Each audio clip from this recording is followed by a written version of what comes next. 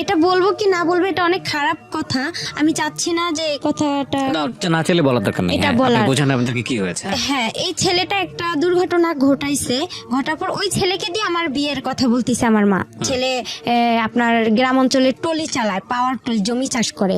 ওই ছেলে, হ্যাঁ টলার, ওই ছেলেকে দিয়ে আমার বিয়ে দিবে। তা আমি বলতেছি ওই ছেলে একটা এত বড় দুর্ঘটনা ঘটাইছে, ওকে আমি বিয়ে করব না।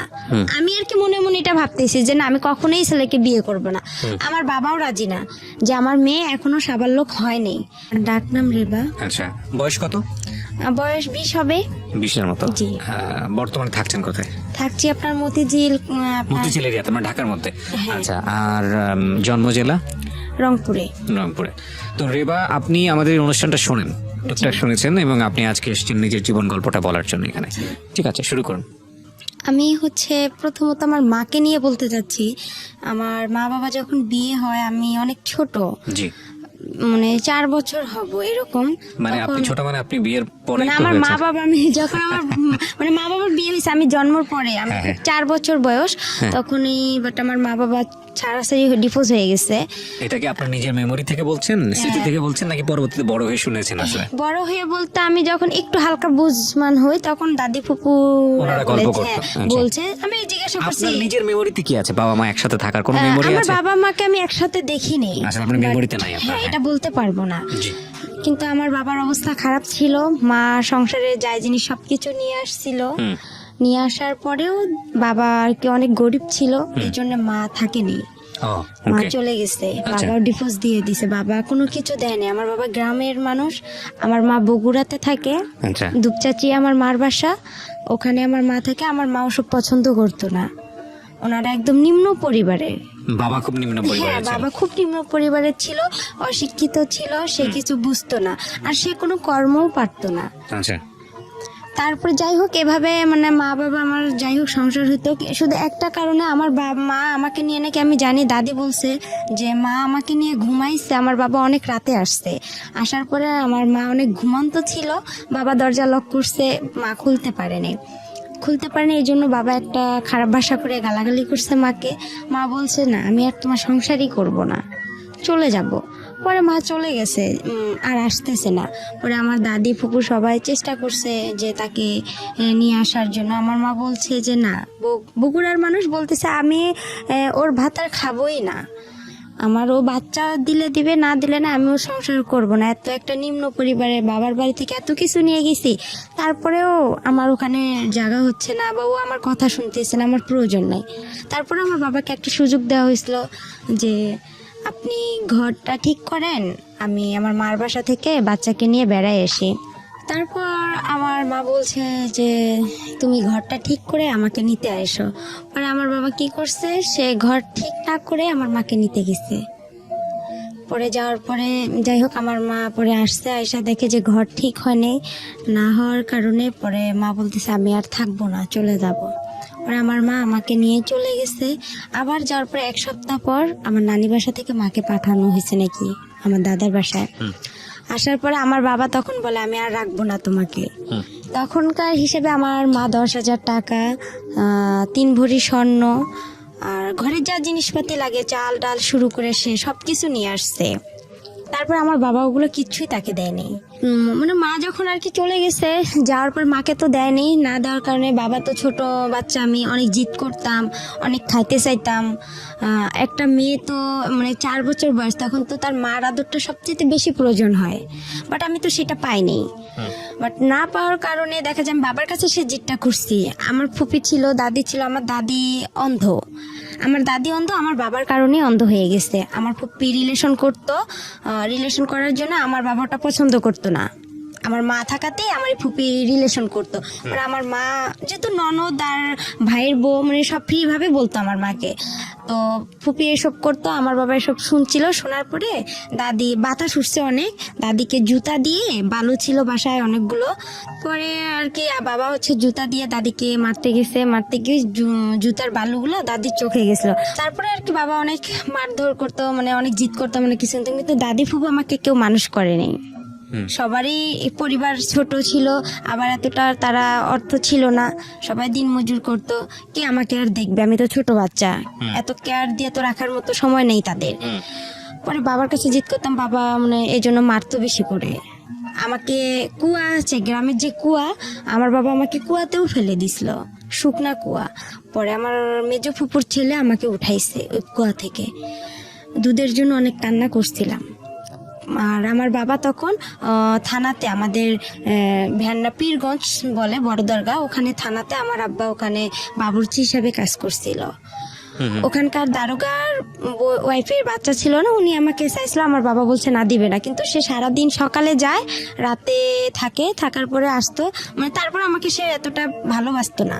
তারপর আমার মার কাছে খবরটা চলে যায়, যার পর আমার মা বলে যে ওকে দিয়ে যাও রেবাকে আমার কাছে।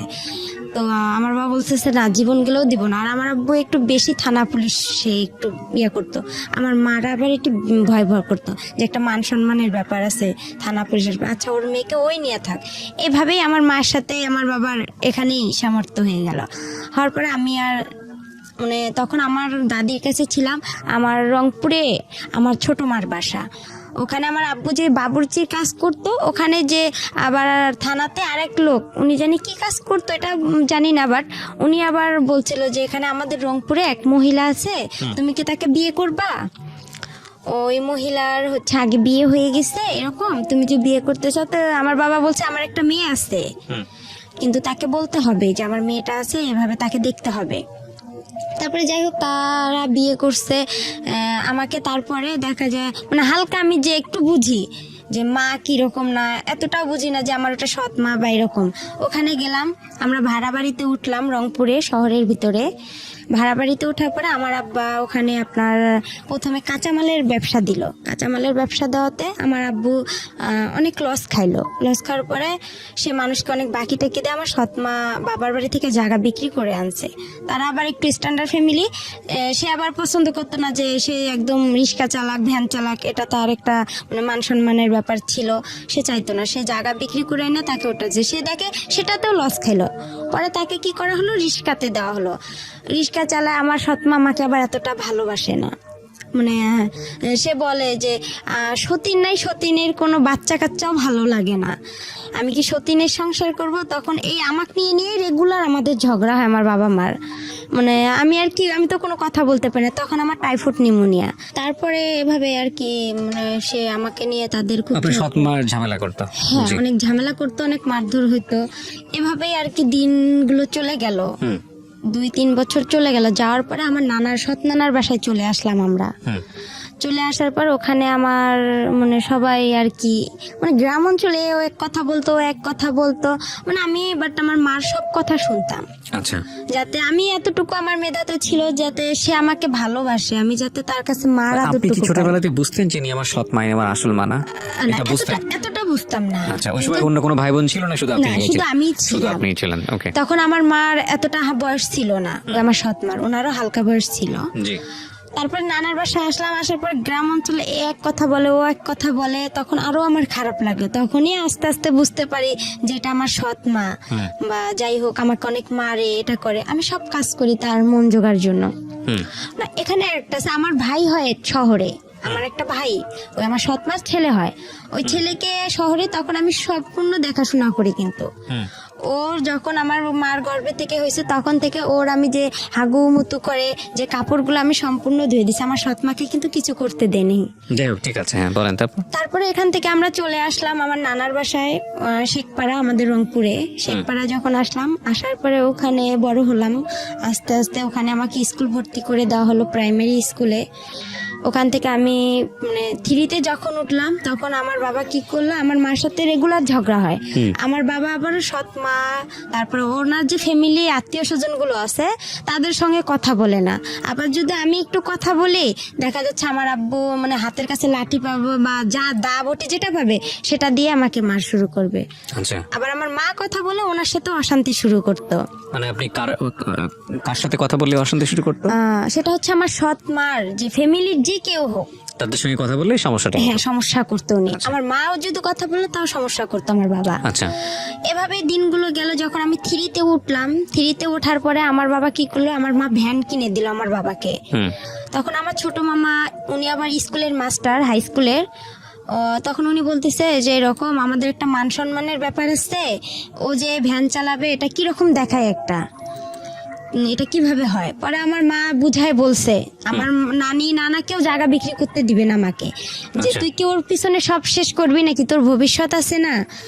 তারপরে মা বলতেছে আচ্ছা দেখি আর একবার। সে তখন কি করলো, ভ্যানটা কয়েকদিন চালালো, চালার পরে বাসায় খুব ঝগড়া শুরু করে দিল। আর আমার ছোট মার মুখের ভাষা অনেক খারাপ ছিল, আচ্ছা, মানে অনেক রং কথা বলে গালাগালি করতো। আমার বাবাও অনেক রং কথা বলে গালাগালি করতো, আমার খুব খারাপ লাগতো। আমি যদি ওখানে কথা বলতাম, দেখা যেত আমার বাবা আমার মার সাথে কিছু না করতে পেয়ে আমাকে সে দেখা যায় খুব মারধর করতো, এমন মারতো যে আমার শরীর ফেটে রক্ত বের হতো। ওহো, আবার দেখা যেত আমাকে রশি দিয়ে সে হাত পা বেঁধে রাখতো, আচ্ছা। বেঁধে ঘরে বন্দি করে রাখতো। হুম। তারপরে এইভাবে মারতো, মারার পরে যাই হোক সেদিন ও রাতে বাসায় কোনো খাবার দাবার কিছু আনেনি, চাল ডাল কোনো তরকারি আনেনি। আমার ভাইটাও ছোট। জি। তারপরে ও একটু হাঁটে আস্তে আস্তে। হুম। ওরও মনে হয় 3 বছর কি 4 বছর। তখন বাবা কি করলো, আমি 3-তে উঠলাম, আমার ফাইনাল পরীক্ষা দিতে হবে। পরে আমার বাবা কি করলো, ভ্যানটা নিয়ে আমার দাদার বাসায় চলে আসলো, ভ্যান্ডাবাড়িতে। জি। ভ্যান্ডাবাড়িতে চলে এসে আমার বাবা 2-3 দিন ওখানে থাকার পরে ভ্যান বিক্রি করে দিছে। তখন আমার সৎমা বলতেছে, আবার আমার মামা নানা নানি সবাই বলতেছে যে ওর তো বাবা নাই, ও কি খাবে এখানে, তুই না হয়তো সন্তানরে কাজ টাজ করে খাওয়াবি, তোর মেয়েরে কে খাওয়াবে, তোর সৎ মেয়েরে। পরে আমাকে এও বলতেছে তুমি তোমার বাবার কাছে চলে যাও, কি করবা। পরে আমি যাই হোক, আমার কাছে জানি কয়েকটা টাকা ছিল, ওখান থেকে 30 টাকা কি 25 টাকা তখন বাস ভাড়া লাগে। আমি মডার্নে আসলাম, এসে ওখান থেকে বললাম যে আমি এখানে ভেন্ডাবাড়িতে যাব, পরে এত টাকা আছে। পরে ওভাবে আমি খুব রিকোয়েস্ট করলাম ড্রাইভারকে যে আঙ্কেল আমি তো অনেক ছোট মানুষ, দেখেন আমি এখানে কোথায় হারায় যাব, আমার বাবার কাছে আমাকে নিয়ে যান, আমার এরকম সমস্যা। তাকে আমি বিস্তারিত বললাম, সে বলতেছে আচ্ছা আমি চিনি তোমার বাবাকে। আচ্ছা। পরে আমাকে নামাই দিল আমার আবার রাস্তার সঙ্গে আমাদের বাসা, আমার বড় ফুপির বাসা, মেজো ফুপির বাসা। আমি নামলাম, নাইমা কান্না শুরু করে দিছি। আমি সকাল থেকে কিছু খাইনি অনাহারে, আবার আমার পরীক্ষা। আর তারপর আমি বললাম যে আমার তো এরকম পরীক্ষা, আমার পরীক্ষা পরে দেওয়া হলো না, পরে বাবার সঙ্গেও দেখা হলো না। না দেখা হওয়ার কারণে পরে বাবা মানে সন্ধ্যার দিকে বাবার সাথে দেখা হলো যে আপনি আমাকে ছেড়ে আসছেন কেন। তারপরে বললাম যে আমি কি খাবো, ওখানে তো আমাকে বের করেছে, তুমি তো তোমার সৎ মায়ের কথা মতন চলো, ইয়া করো, তো ওখানেই থাকতা, এখানে আসছো কেন। বাবা বলছে এটা? হ্যাঁ। তো আমি বলতেছি বাবা তখন কোথায় ছিল? বাবা তখন দাদার বাসায় ছিল। আচ্ছা। তখন আমি বললাম যে আমি ওখান থেকে কি করব, ওরা সবাই আমাকে এই কথা বলতিছে। পরে ওখানে কোন থাকলাম। ক্লাসে পড়েন তখন? তখন আমি 3-তে। ক্লাস 3-তে, ওকে। তারপরে বাবা ওখানে কয়েক মাস থাকার পরে দেখা যায় আবার আমরা কি করলাম, বাবার আর মানে ভ্যানটা বিক্রি করে খাওয়া আর তো কিছু নাই তার, সে বিক্রি করে খাবে। জি। আমার দাদি তো অন্ধ, তারও কিছু জিনিস ছিল, সেগুলোও সে দেখা যায় কিছু টাকা ছিল তার বয়স্ক ভাতা, এগুলাও সে মানে ঘরে চাল ডাল ছিল, বস্তা ছিল, চালের ধান ছিল, এগুলো সম্পূর্ণ খাওয়ার পরে আমার দাদিকে আর দেখতে পারে না। আমার দাদি কিন্তু অন্ধ।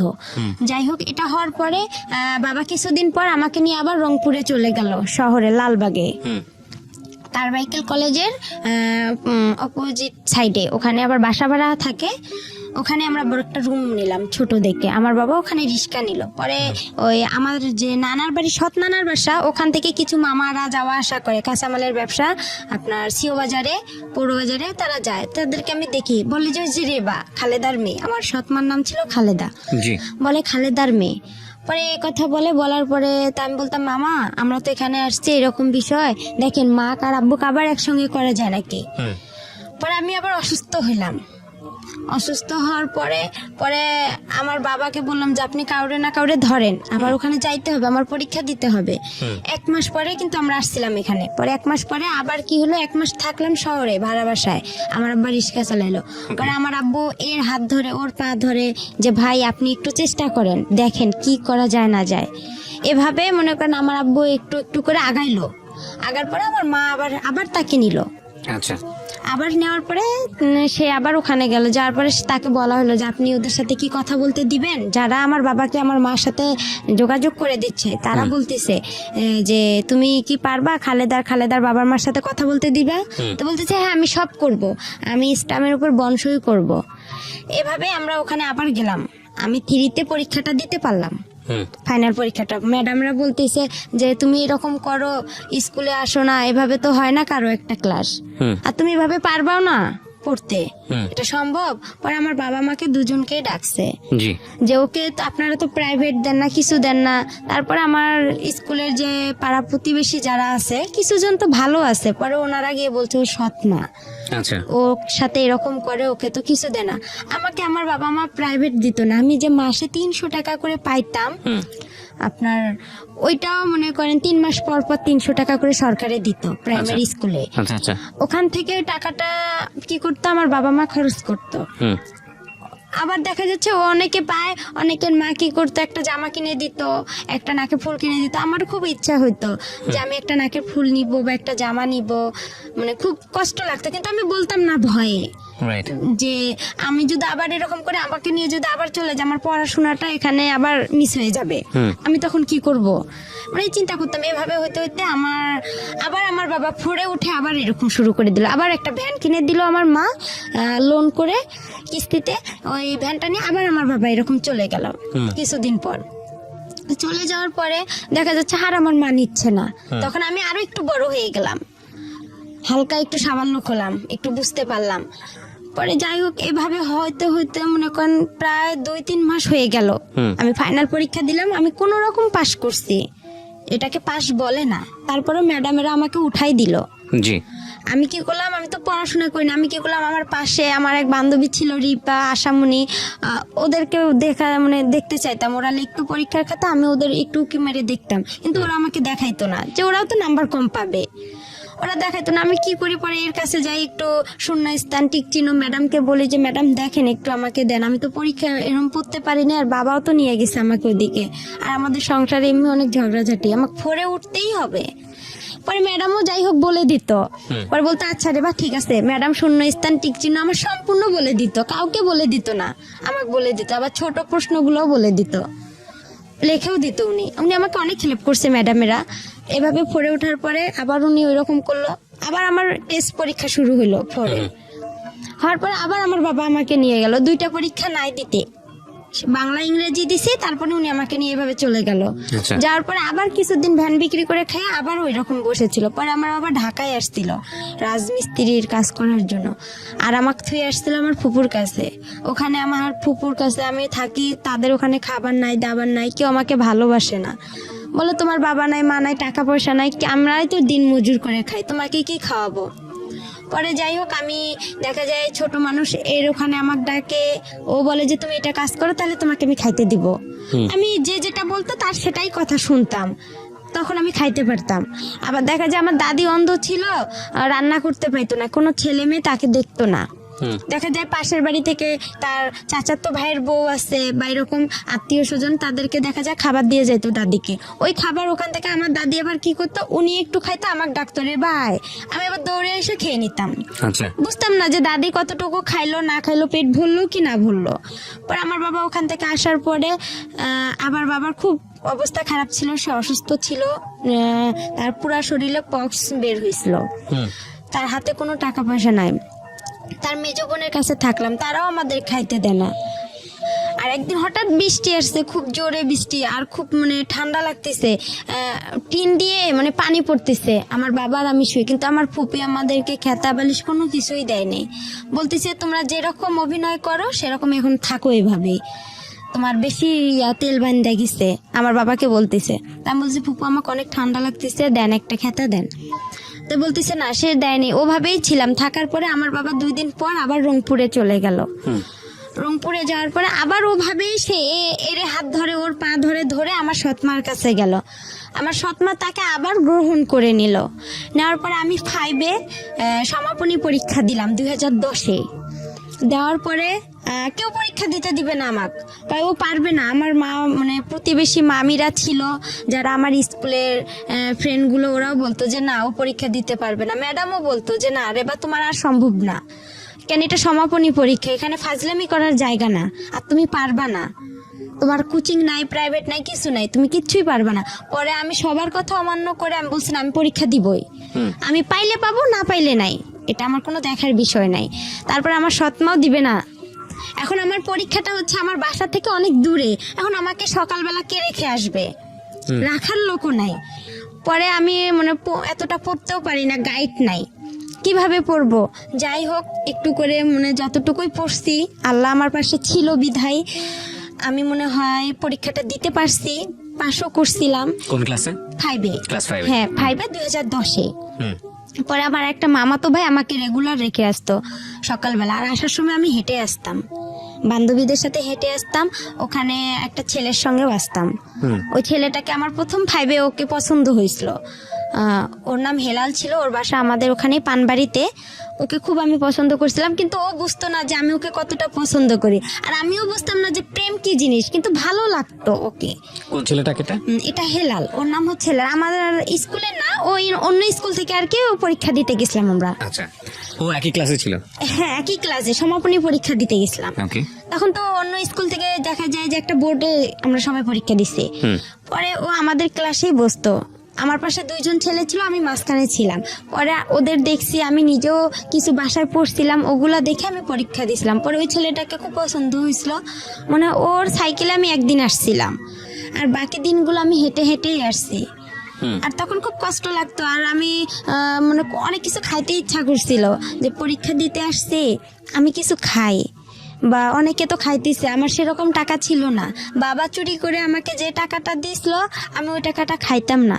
যে টাকাটা আমি জমায় জমায় হয়, আমার আবার একটু চুল বড় ছিল, আর আমি সাজগোজ খুব পছন্দ করি। আর আগে আমি একটু চাইতাম যে আমি মানে একটা লং জামা পরবো না, একটু শর্ট জামা পরবো, একটু ভালো জামা পরবো, কম দামি পরবো না, ভালো পরবো।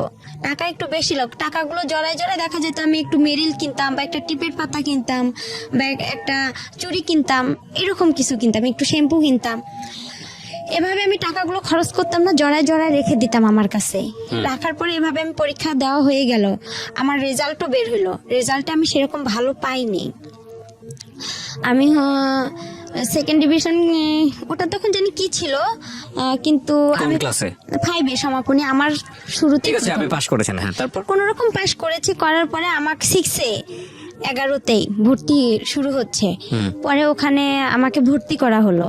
আমাকে ভর্তি করবে না, আমার মা বলতেছে না ও পারবে না, আমাকে বিয়ে দিয়ে দিবে। আমার বিয়ের জন্য ছেলে খুঁজতেছে অনেক, এরা বিয়ের জন্য ছেলে খুঁজতেছে। এক ছেলে, ও হচ্ছে, এটা বলবো কি না বলবো এটা অনেক খারাপ কথা, আমি চাচ্ছি না যে এই কথাটা না চাইলে বলার দরকার নেই। এটা বলার। বোঝান আপনাকে কি হয়েছে। হ্যাঁ, এই ছেলেটা একটা দুর্ঘটনা ঘটাইছে, ঘটার পর ওই ছেলেকে দিয়ে আমার বিয়ের কথা বলতেছে আমার মা। ছেলে আপনার গ্রাম অঞ্চলে টলি চালায়, পাওয়ার টলি, জমি চাষ করে। ওই ছেলে, হ্যাঁ টলার, ওই ছেলেকে দিয়ে আমার বিয়ে দিবে। তা আমি বলতেছি ওই ছেলে একটা এত বড় দুর্ঘটনা ঘটাইছে, ওকে আমি বিয়ে করব না। আমি আর কি মনে মনে এটা ভাবতেছি যে না, আমি কখনোই ছেলেকে বিয়ে করব না। আমার বাবাও রাজি না, যে আমার মেয়ে এখনো সাবালক হয়নি, আর আমি বিয়ে এখনই দিব না। আমি যখন ক্লাস 5-এ পড়ি তখনও, বাট আমি জামা সেভাবে পরি না, সেভাবে প্যান্টও পরি না, খোলামেলায় আমি ছোট মানুষ, চলতাম। ছোট বাচ্চা। হ্যাঁ, এত বুঝতাম না যে আমি এখনো বড় হয়েছি, আমি ভাবতাম যে আমি এখনো ছোট আছি। কিন্তু আমার মার কাছে আমি খুব বড় ছিলাম, সে আমাকে খুব দ্রুত বিয়ে দিতে পারলে হয়তো বা সে বেঁচে যাইতো, এটা ভাবছিল। কিন্তু সে আমাকে অনেক জিদ করে বিয়েটার কথা বলছিল। আমি পরে আমার বাবা বলছে না, আমিও বলছি যে না, বিয়ে করব না এখন। আমি ইউসেফ টেকনিক্যাল আমাদের ওখানে শুরু হয়েছে, ওখানে আমি ভর্তি হব। আচ্ছা, টেকনিক্যালি আপনি কি করবেন? টেকনিক্যালে ওখানে হচ্ছে আপনার ট্রেড অনুযায়ী কাজ শেখাচ্ছে। আপনি কাজ শিখবেন ওখানে? হ্যাঁ, ওখানে। লেখাপড়া বাদ দিয়ে আপনি কাজ শিখবেন? হ্যাঁ, 6-এ আমি ভর্তি হলাম। 6-এ ভর্তি হওয়ার পরে আমার ওই মার যে ছোট ভাই, উনি আবার হাই স্কুলের মাস্টার গণিতের। পরে ওখানে আমার সব মানে ফ্রি করা হলো না, একটা হাফ ফ্রি ফুল ফ্রি আমার উপবৃত্তি ওখানে দেওয়া হলো। দেওয়ার পরে আবার 6-এ পড়ার সময় আবার আমার বাবা পাগলামি শুরু করে দিল, ওই আগেরটাই। আবার উনি চলে গেল, যাওয়ার পরে আমি আর চলে গেলাম না, আমিও থাকলাম। থাকার পরে দেখা যায় আমার বাবা আসতেইছে না আর। তখন আমার মা আবার ভ্যানটা দেয়নি, ভ্যান বাসায় ছিল। পরে আবার বাবা চলে গেল, পরে আমিও আবার 2-3 দিন এখানে থাকার পরে, রংপুরে থাকার পরে, নানার বাসায় থাকার পরে আমিও চলে গেলাম দাদার বাসায়। যাওয়ার পরে আবার বাবাকে নিয়ে আসলাম, নিয়ে আসার পরে আবার আমরা ভাড়া বাড়িতে উঠলাম। ওখানে আমার মিস গেল, যাওয়ার পরে আবার আমরা ভাড়া বাড়িতে উঠলাম। ওঠার পরে আবার ওখানে আমার বাবা আবার রিক্সা নিল। ওভাবে আমাদের মনে করেন 2-3 মাস চলে গেল। যাওয়ার পরে আমার বাবা কি করলো, আমার এক মামাকে আবার ধরলো যে আমি বাসায় যাব। আবার আপনি কি করবেন? পরে আমিও ভাবতেছি যে একটা মান সম্মানের ব্যাপার, আমি তো এখন আস্তে আস্তে বড় হইতেছি, কি করব, মানে খুব খারাপ লাগতেছিল। আর একদিন খাইতে পারতাম, একদিন খাইতে পারতাম না, আর আমি রান্না করতে পারতাম না। মানে ভাড়া বাড়িতে ছিলাম, সবাই তো সবার কেয়ার করে না। পরে যাই হোক, এভাবে দিনগুলো গেল। যাওয়ার পরে ভাত রান্না করতাম, আপনার মাটির যে পাত্র আছে জি। ওটাতেও তরকারি রান্না করতাম, ওটাতেও ভাত রান্না করতাম, কিন্তু গ্যাস ছিল না আমাদের রংপুরে, এখনো গ্যাস হয়নি। আচ্ছা, তো তখন আবার কি ছিল, একগুলো লম্বা লম্বা কাঠ ছিল, ওগুলো গোল করে কেটতে হয়, কাইটটা আবার আপনার কেরোসিন তেল দিয়ে ধরাইতে হয়। আমি খুব কষ্ট করে ধরাইতাম। আর একদিন রান্না করতে গেছি মাটির পাতিলে মুরগির গোস্ত, পরে দেখি মাটির পাতিল ভেঙে সব পড়ে গেছে চুলার নিচে। ওগুলো আপনি কি রান্না করেন নিজের জন্য খাওয়ার জন্য? হ্যাঁ, নিজে বাবার জন্য আর আমার জন্য খাবার। এখন হোটেল থেকে খাবার খাওয়া তো আর পোষাইতো না। বাবা যে ইনকাম করতো সেই ইনকামে দেখা যায় রিস্কার যে আপনার যে ভাড়াটা ওখানে মানে ইনকাম করে নাকি রাতে আবার একটা জমা দিতে হয়, সে জমাটা যদি এখন দেয় তাহলে আমাদের আর খাবারের টাকা থাকতো না। আমার বাবা যে এদিকে যাওয়ার জন্য এর কাছে যাইতো ওর কাছে যাইতো, দেখা যায় সে সময় পাইতো না, যে ইনকামটা করতো জমাটাই দিতে পারতো না, তাহলে কিভাবে খাবো? একবেলা রান্না করতাম, 2 বেলা খাইতাম। সেদিন আবার ওগুলো পড়ে গেছে। আমার বাবা আপনি বাবার সঙ্গে থাকতেন হ্যাঁ, থেকে বাবার ওই টেকনিক্যালি ওটা পড়াশোনা করতেন? না, ওটা ওখানেই আপাতত বন্ধ থাকলো। ভর্তি হওয়ার কথা ছিল, কিন্তু এই যে বাবা মাঝখান থেকে চলে আসলো, আর ওটা ভর্তি আমার তারপরে বাবার সঙ্গে থাকতেন, বাবাকে রান্না করে খাওয়াতেন? হ্যাঁ। আর মা থাকতো হচ্ছে বাড়িতে? হ্যাঁ, মা থাকতো নানার বাসায়, আমার ভাইকে নিয়েই আপনি থাকতো। মার সঙ্গে থাকতে পারতেন না, কারণ সৎমা আপনার সঙ্গে খারাপ আচরণ করতো? খারাপ আচরণ করতো, সে চিন্তা করতো যে আমি ইনকাম করতে পারি না, ওকে খাওয়াবো কি? আমার আচ্ছা। তো ছেলে আছে, তাকে তো খাওয়াইতে হবে। ওকে, আপনার বাবা খরচ দিত না আপনার সৎমাকে? না, সে খরচ দিত না, টোটালি বন্ধ ছিল। ঠিক আছে, বলেন তারপর। তারপরে যাই হোক, এভাবে আর কি আমি ওখানে পরে মুরগির মাংস পড়ে গেছে, আর অনেক শীত ছিল। আমার বা একটা চৌকি ছিল, ভাড়া বাসায় একটা চৌকি দিত বাড়িওয়ালারা, চৌকিতে খেতা বালিশ কোনো কিছুই ছিল না। পরে যে আমাদের রংপুরের অঞ্চলের ভাষায় বলে যে আপনার পল, যেটা খ্যার, ওই খ্যার কি করলো আমার বাবা কিনে আনলো, আয়নার নিচে বিছাই দিল। আর টিনের ঘর, অনেক বাতাস আসে, গাড়ি চলাচল করে রাস্তা দিয়ে, আর ওই বাতাসটা আসতো। আর আমার বাবার একটা লুঙ্গি আমি গায়ে দিয়েছিলাম, আর শীতে অনেক কাঁপছিলাম। আমার বাবা অনেক মানে হাত পা অনেক কোকড়া করে শুয়েছিল, আমিও ছিলাম। আমার বাবা আলাদা থাকতো, আমি নিচে থাকতাম। আর মাটি থেকে যে একটা ঠান্ডা ভাবটা ওটাও আসতো, ঠান্ডাতে খুব কষ্ট হতো আমার থাকতে। জি। পরে মুরগির ওটা পড়ে গেছিল, যাওয়ার পরে বাবা অনেক মারধর করছিল আমারে, বলতেছে এত কষ্ট করে আনছি সেটা ফালাই দিলা। তা আমি বলে আমি তো পারি না, আমি কি করব। তারপরে এটাই ভাবে যাওয়ার পরে পরে বাবা কি করলো, আমি অসুস্থ হইলাম।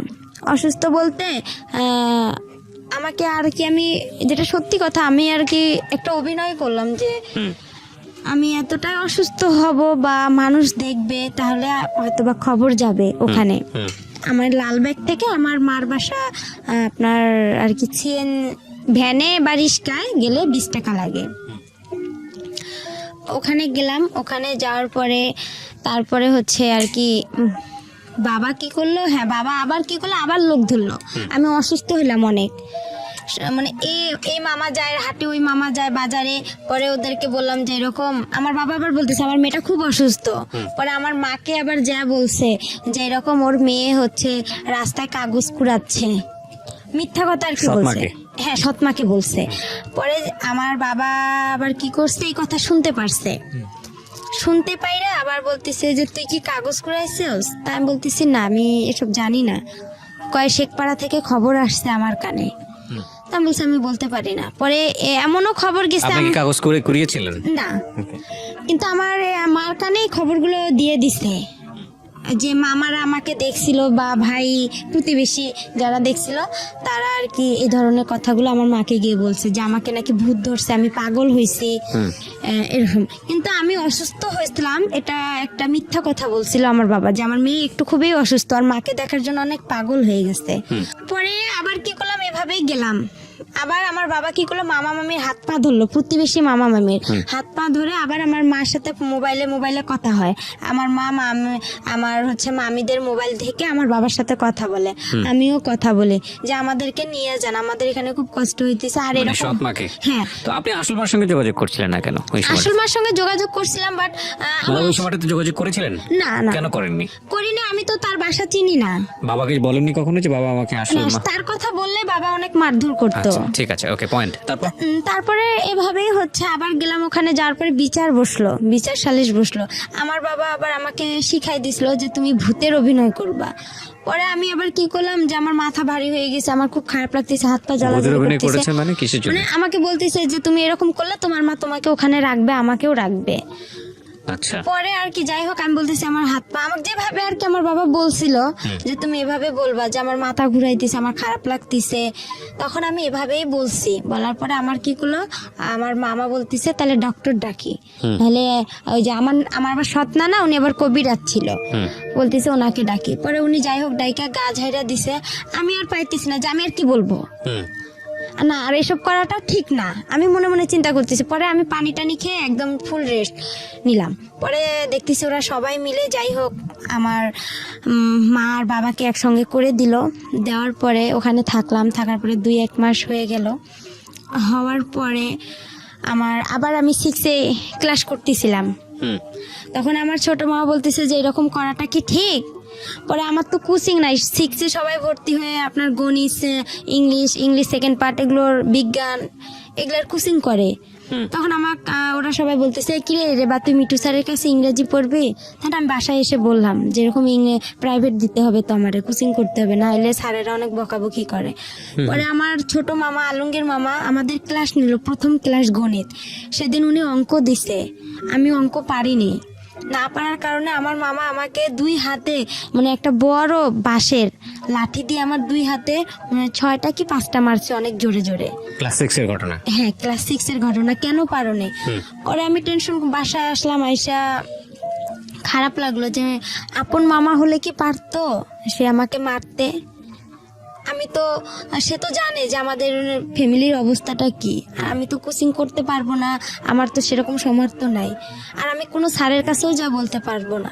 কিন্তু আমার মামার এখানে আরো একটা ভুল হয়েছে, সে বুঝতে পারছিল যে তার বোনের এতটা সমস্যা, আমার বাবার অবস্থা খারাপ, তার একটা উচিত ছিল যে তার সবগুলো স্যারদের সঙ্গে কথা বলে আমাকে যে সব হাফ ফুল মানে ফ্রি করে দিছে, স্কুলের যে বেতন মাইনাগুলো দেওয়া লাগবে না, উপবৃত্তি করে দিছে। তার একটা উচিত ছিল যে একটা এরকম অসহায় মেয়ে, সবাই থেকেও না থাকা, তাকে আমরা একটু যদি কোচিং দেই, সব স্যারেরা মিলে সবাই যদি একটু হেল্প করতাম, তাহলে আজকে হয়তো আমার জীবনটা আরো বেশি ভালো হতো। তারপরে এভাবে আমি আবার কি করলাম, যে দেখি কোচিং টুচিং পাইতেছি না, পরীক্ষাও দিতে পাইতেছি না। পরে আমি কি করলাম, ওই যে আপনার টেকনিক্যালে ভর্তি হওয়ার জন্য আমি বাসা থেকে মাকে চাপ দিলাম। আচ্ছা, পরে আমার কাছে কিছু টাকা ছিল, আমার দাদিও কিছু টাকা দিছিল, ওই দিয়ে আমি 2টা মুরগি কিনছিলাম বাসায়। মুরগি কেনার পরে আমার আবার যে বয়সটা, এই বয়সে আবার আমার জন্ম নিয়ন্ত্রণের কার্ড হবে না। জন্ম নিবন্ধন? হ্যাঁ, জন্ম নিবন্ধন, ওটা কার্ড হবে না। না হওয়ার কারণে এখন ওখানেও তো আমাকে ভর্তি নিবে না। ওখানে যে আপুগুলো পড়ছে ওদের সাথে আমি যোগাযোগ করছি যে আপু আমিও টেকনিক্যালে ভর্তি হব। পরে আমি গেলাম, আমাকে স্যারেরা বলতেছে তুমি অনেক ছোট, তোমার বয়স নাই, তোমাকে এখানে নেওয়া যাবে না। আর এখানে আমরা সাধারণত নেই 13 থেকে 14 বছরের মেয়েদেরকে, তোমার তো সে বয়সটা এখনো হয়নি, কিন্তু কথাই বলতে পারবে না। পরে আমি বললাম স্যার আপনারা তারপরে দেখেন না, এখানে তো গরিব অসহায় মেয়েদেরকে বেশিরভাগ নেওয়া হয়, যাদের পরিবার খারাপ। তারপর আমি বললাম যে আপনি আমার বাসায় যায়েন, যাওয়ার পরে দেখেন। পরে সেদিন গেলাম, নিল না আমাকে। তারপরে আবার আমি বাসায় আসলাম, আসার পরে মাকে বললাম যে আমাকে তো নিতেছে না। পরে আমার মামা, যে ছোট মামা গণিত মাস্টার, ওনার সঙ্গে আবার আমাদের হচ্ছে ওখানকার একজন ভালো ব্যক্তি, উনি খুব প্রভাবশালী লোক, ওনার সাথে আবার আমার মামার খুব ভালো একটা সম্পর্ক। পরে আমার মা কি করলো, ওনাকে বললো, ওনার দ্বারাই আবার কি করলো, ওনাকে বললো যে আমার ভাগ্নিটা এরকম টেকনিক্যালে ভর্তি হতে চাচ্ছে, ফ্যামিলি এরকম, একটু আপনি চেষ্টা করে দেখেন। উনি আবার হচ্ছে আমি যে প্রাইমারি স্কুলে পড়ছি ওই ম্যাডামের হাজবেন্ড। ও পরে এখন হচ্ছে আমার ম্যাডামও বলছে যে, ম্যাডামের বাসায় 2-3 দিন গেছিলাম, যাওয়ার পরে ম্যাডাম আমাকে বলছে যে আমার ম্যাডাম এরকম অবস্থা, আপনি তো সবকিছুই জানেন। ম্যাডামরাও সবাই জানতো যে আমার ফ্যামিলিটা এরকম। জানার পরে যাই হোক ম্যাডাম কি করছে, আবার ওনার হাজবেন্ডকে বলছে রেবাকে দেখো একটু চেষ্টা করে টেকনিক্যালে ভর্তি করে দেওয়া যায় নাকি। পরে স্যার উনি আবার গেল, যাওয়ার পরে স্যারের সঙ্গে কথা বললো ইউসেফ টেকনিক্যালে। বলার পরে স্যার বলতেছে আচ্ছা ঠিক আছে আমরা দেখবো, আমরা আগে বাড়ি দেখবো, উনি বড় লোক না কিরকম, আপনাদের কথায় তো এখানে বিশ্বাস হবে না, আমরা নিজে গিয়ে যাচাই করে তারপরে নিব, আর উনি তো অনেক ছোট, তো বলতেছে একটু দেখেন চেষ্টা করে নেওয়া যায় নাকি। পরে এভাবে ওনারা আসলো, আসার পরে আমার বাসায় আমার এক খালা ছিল প্রতিবেশীও, পরে বলতেছে রেপাদের বাসা কোনটা। পরে আমি ওখানে আবার নাম চেঞ্জ করছিলাম, আমার নাম হচ্ছে আবার রেবা, 2 জন ছিলাম আমরা থাকার কারণে নামটা হচ্ছে, আমার সাথে আরেকটা আপু ছিল, উনি আবার বলতেছে তুমি এত অসহায় তো তোমার নামটা একা দিয়ে দে। তা আমি আর এতটা বুঝি না, আমি বলছি আচ্ছা আপনাদের যেটা ভালো হয়। আর আমি আবার সবসময় বেশি এটা বুঝি যে আমাকে যে ভালো, মানে আমার একটা কোনো কিছু পছন্দ হলো অন্যের উপর আমি বেশি নির্ভর করি, আমি নিজের উপর নির্ভর করি না, যে অন্য তো আমার জন্য ভালোই বোঝে, আমার ভালোটা তো আমি কি আর বুঝবো। পরে ওই নামটা দিলাম, পরে আয়সা বললো একা, বলছে পরে চেনে নে, বলছে একা একটা রেবার বাসা কোনটা, পরে রেবার বাসা, বাবা একরামুল, মা খালাদা। বলার পরে আমার খালা বলতেছে ওইটা, ওর বাবা কি করে। আমি আবার তখন কি করছিলাম, মানুষের বাসায় আমার মামার বাসায় ভুট্টা যে ছিলে ওই ভুট্টা ছিলতে বসছি বৃষ্টির দিন। পরে আমার খালা পরে ডাকতেছে, বলতেছে রেবা তোর বাসায় এরকম, রেবা রেবা করে চিল্লাচ্ছে। পরে স্যার নাকি বলতেছে যে ওকে ডাকতে হবে না, ওর বাসা কোনটা দেখাই দেন। পরে বলতেছে এইটা, বলতেছে আপনি কি সত্যি কথা বলতেছেন, বলতেছে হ্যাঁ। ওর কি সৎ মা, ওর বাবা কি ভ্যান চালক, বলতেছে হ্যাঁ। পরে বলতেছে ও মেয়েটাকে এখন ডাক দেন। পরে আমাকে ডাক দিল, পরে আমি বলতেছি সালাম দিলাম যে স্যার আপনি ভালো আছেন, বলতেছে হ্যাঁ। বলতেছে তোমার বাসা, আমি বলছি এইটা। কয় তুমি যে ওই পাকা বাসা থেকে বের হয়ে আসলা, তা আমি বলতেছি স্যার ওটা আমাদের বাসা না, আমি ওখানে ভুট্টা খুলতে গেছিলাম আর কি, ভুট্টা খুললে আর কি ওগুলা খড়ি, আমাদের অঞ্চলে বলে যে খড়ি লাকড়ি রে, ওইটা আনার জন্য গেছিলাম। তোমার মা, আমি কই আমার মা তো গরুর জন্য ঘাস কাটতে গেছে আর আমার বাবা ভ্যান নিয়ে গেছে। বলার পরে বলতেছে আচ্ছা তুমি তাহলে পরীক্ষা দিতে আসো অমুক দিনে। পরে আমি পরীক্ষা দিতে গেলাম, ছাত্র এক বলতেছে তোমার বয়সটা বাড়াইতে হবে। পরে আমি কি করলাম, মা আসলো ঘাস কাইটা, আসার পরে মুরগির মাকে বললাম যে এরকম স্যার আসছিল বাসা দেখার জন্য, দেখছে আমারে ডাকছে, মানে জন্ম নিবন্ধন, তারপরে চেয়ারম্যান সার্টিফিকেট, স্কুলের 8 পাসের সার্টিফিকেট লাগবে। তখন তো আমি 6-এই পড়ি। পরে এখন মামাকে বললাম, মামাকে আবার মুরগি বিক্রি করলাম, মুরগি বিক্রি করে আমাদের চেয়ারম্যানের যে সার্টিফিকেট জন্ম নিবন্ধনটা ওইটা, চেয়ারম্যানের সার্টিফিকেট, ওখানে 100 টাকা দিয়ে ওই 2টা উঠাইলাম, বয়স বেশি দিলাম, নামও চেঞ্জ করলাম। করার পরে এখন 8-এর সার্টিফিকেট, এখন ওই আমার আলমগীর মামাকে, ছোট মামাকে বললাম, তো বলতেছে টাকা লাগবে। তো এখন আমি বলতেছি মামা অল্প কিছু করে টাকা নেন, আমার কাছে তত টাকা নেই, আবার ছবি উঠাইতে হবে, আমার ছবি জমা দিতে হবে। পরে আর কি জন্ম নিয়ন্ত্রণের কার্ডটা নিলাম, তারপরে আপনার চেয়ারম্যানের সার্টিফিকেট নিলাম, 8 পাসের সার্টিফিকেটটা 100 টাকা দিয়ে নিলাম, নিয়ে ওগুলো সব জমা দিলাম। জমা দেওয়ার পরে স্যারেরা আমাকে নিবে না, আরেকটা স্যার আমাকে নিবে না, হেড স্যার ওখানকার, বলতেছে না এই মেয়ে চলবে না। পরে স্যার বলতেছে স্যার আপনি নেন।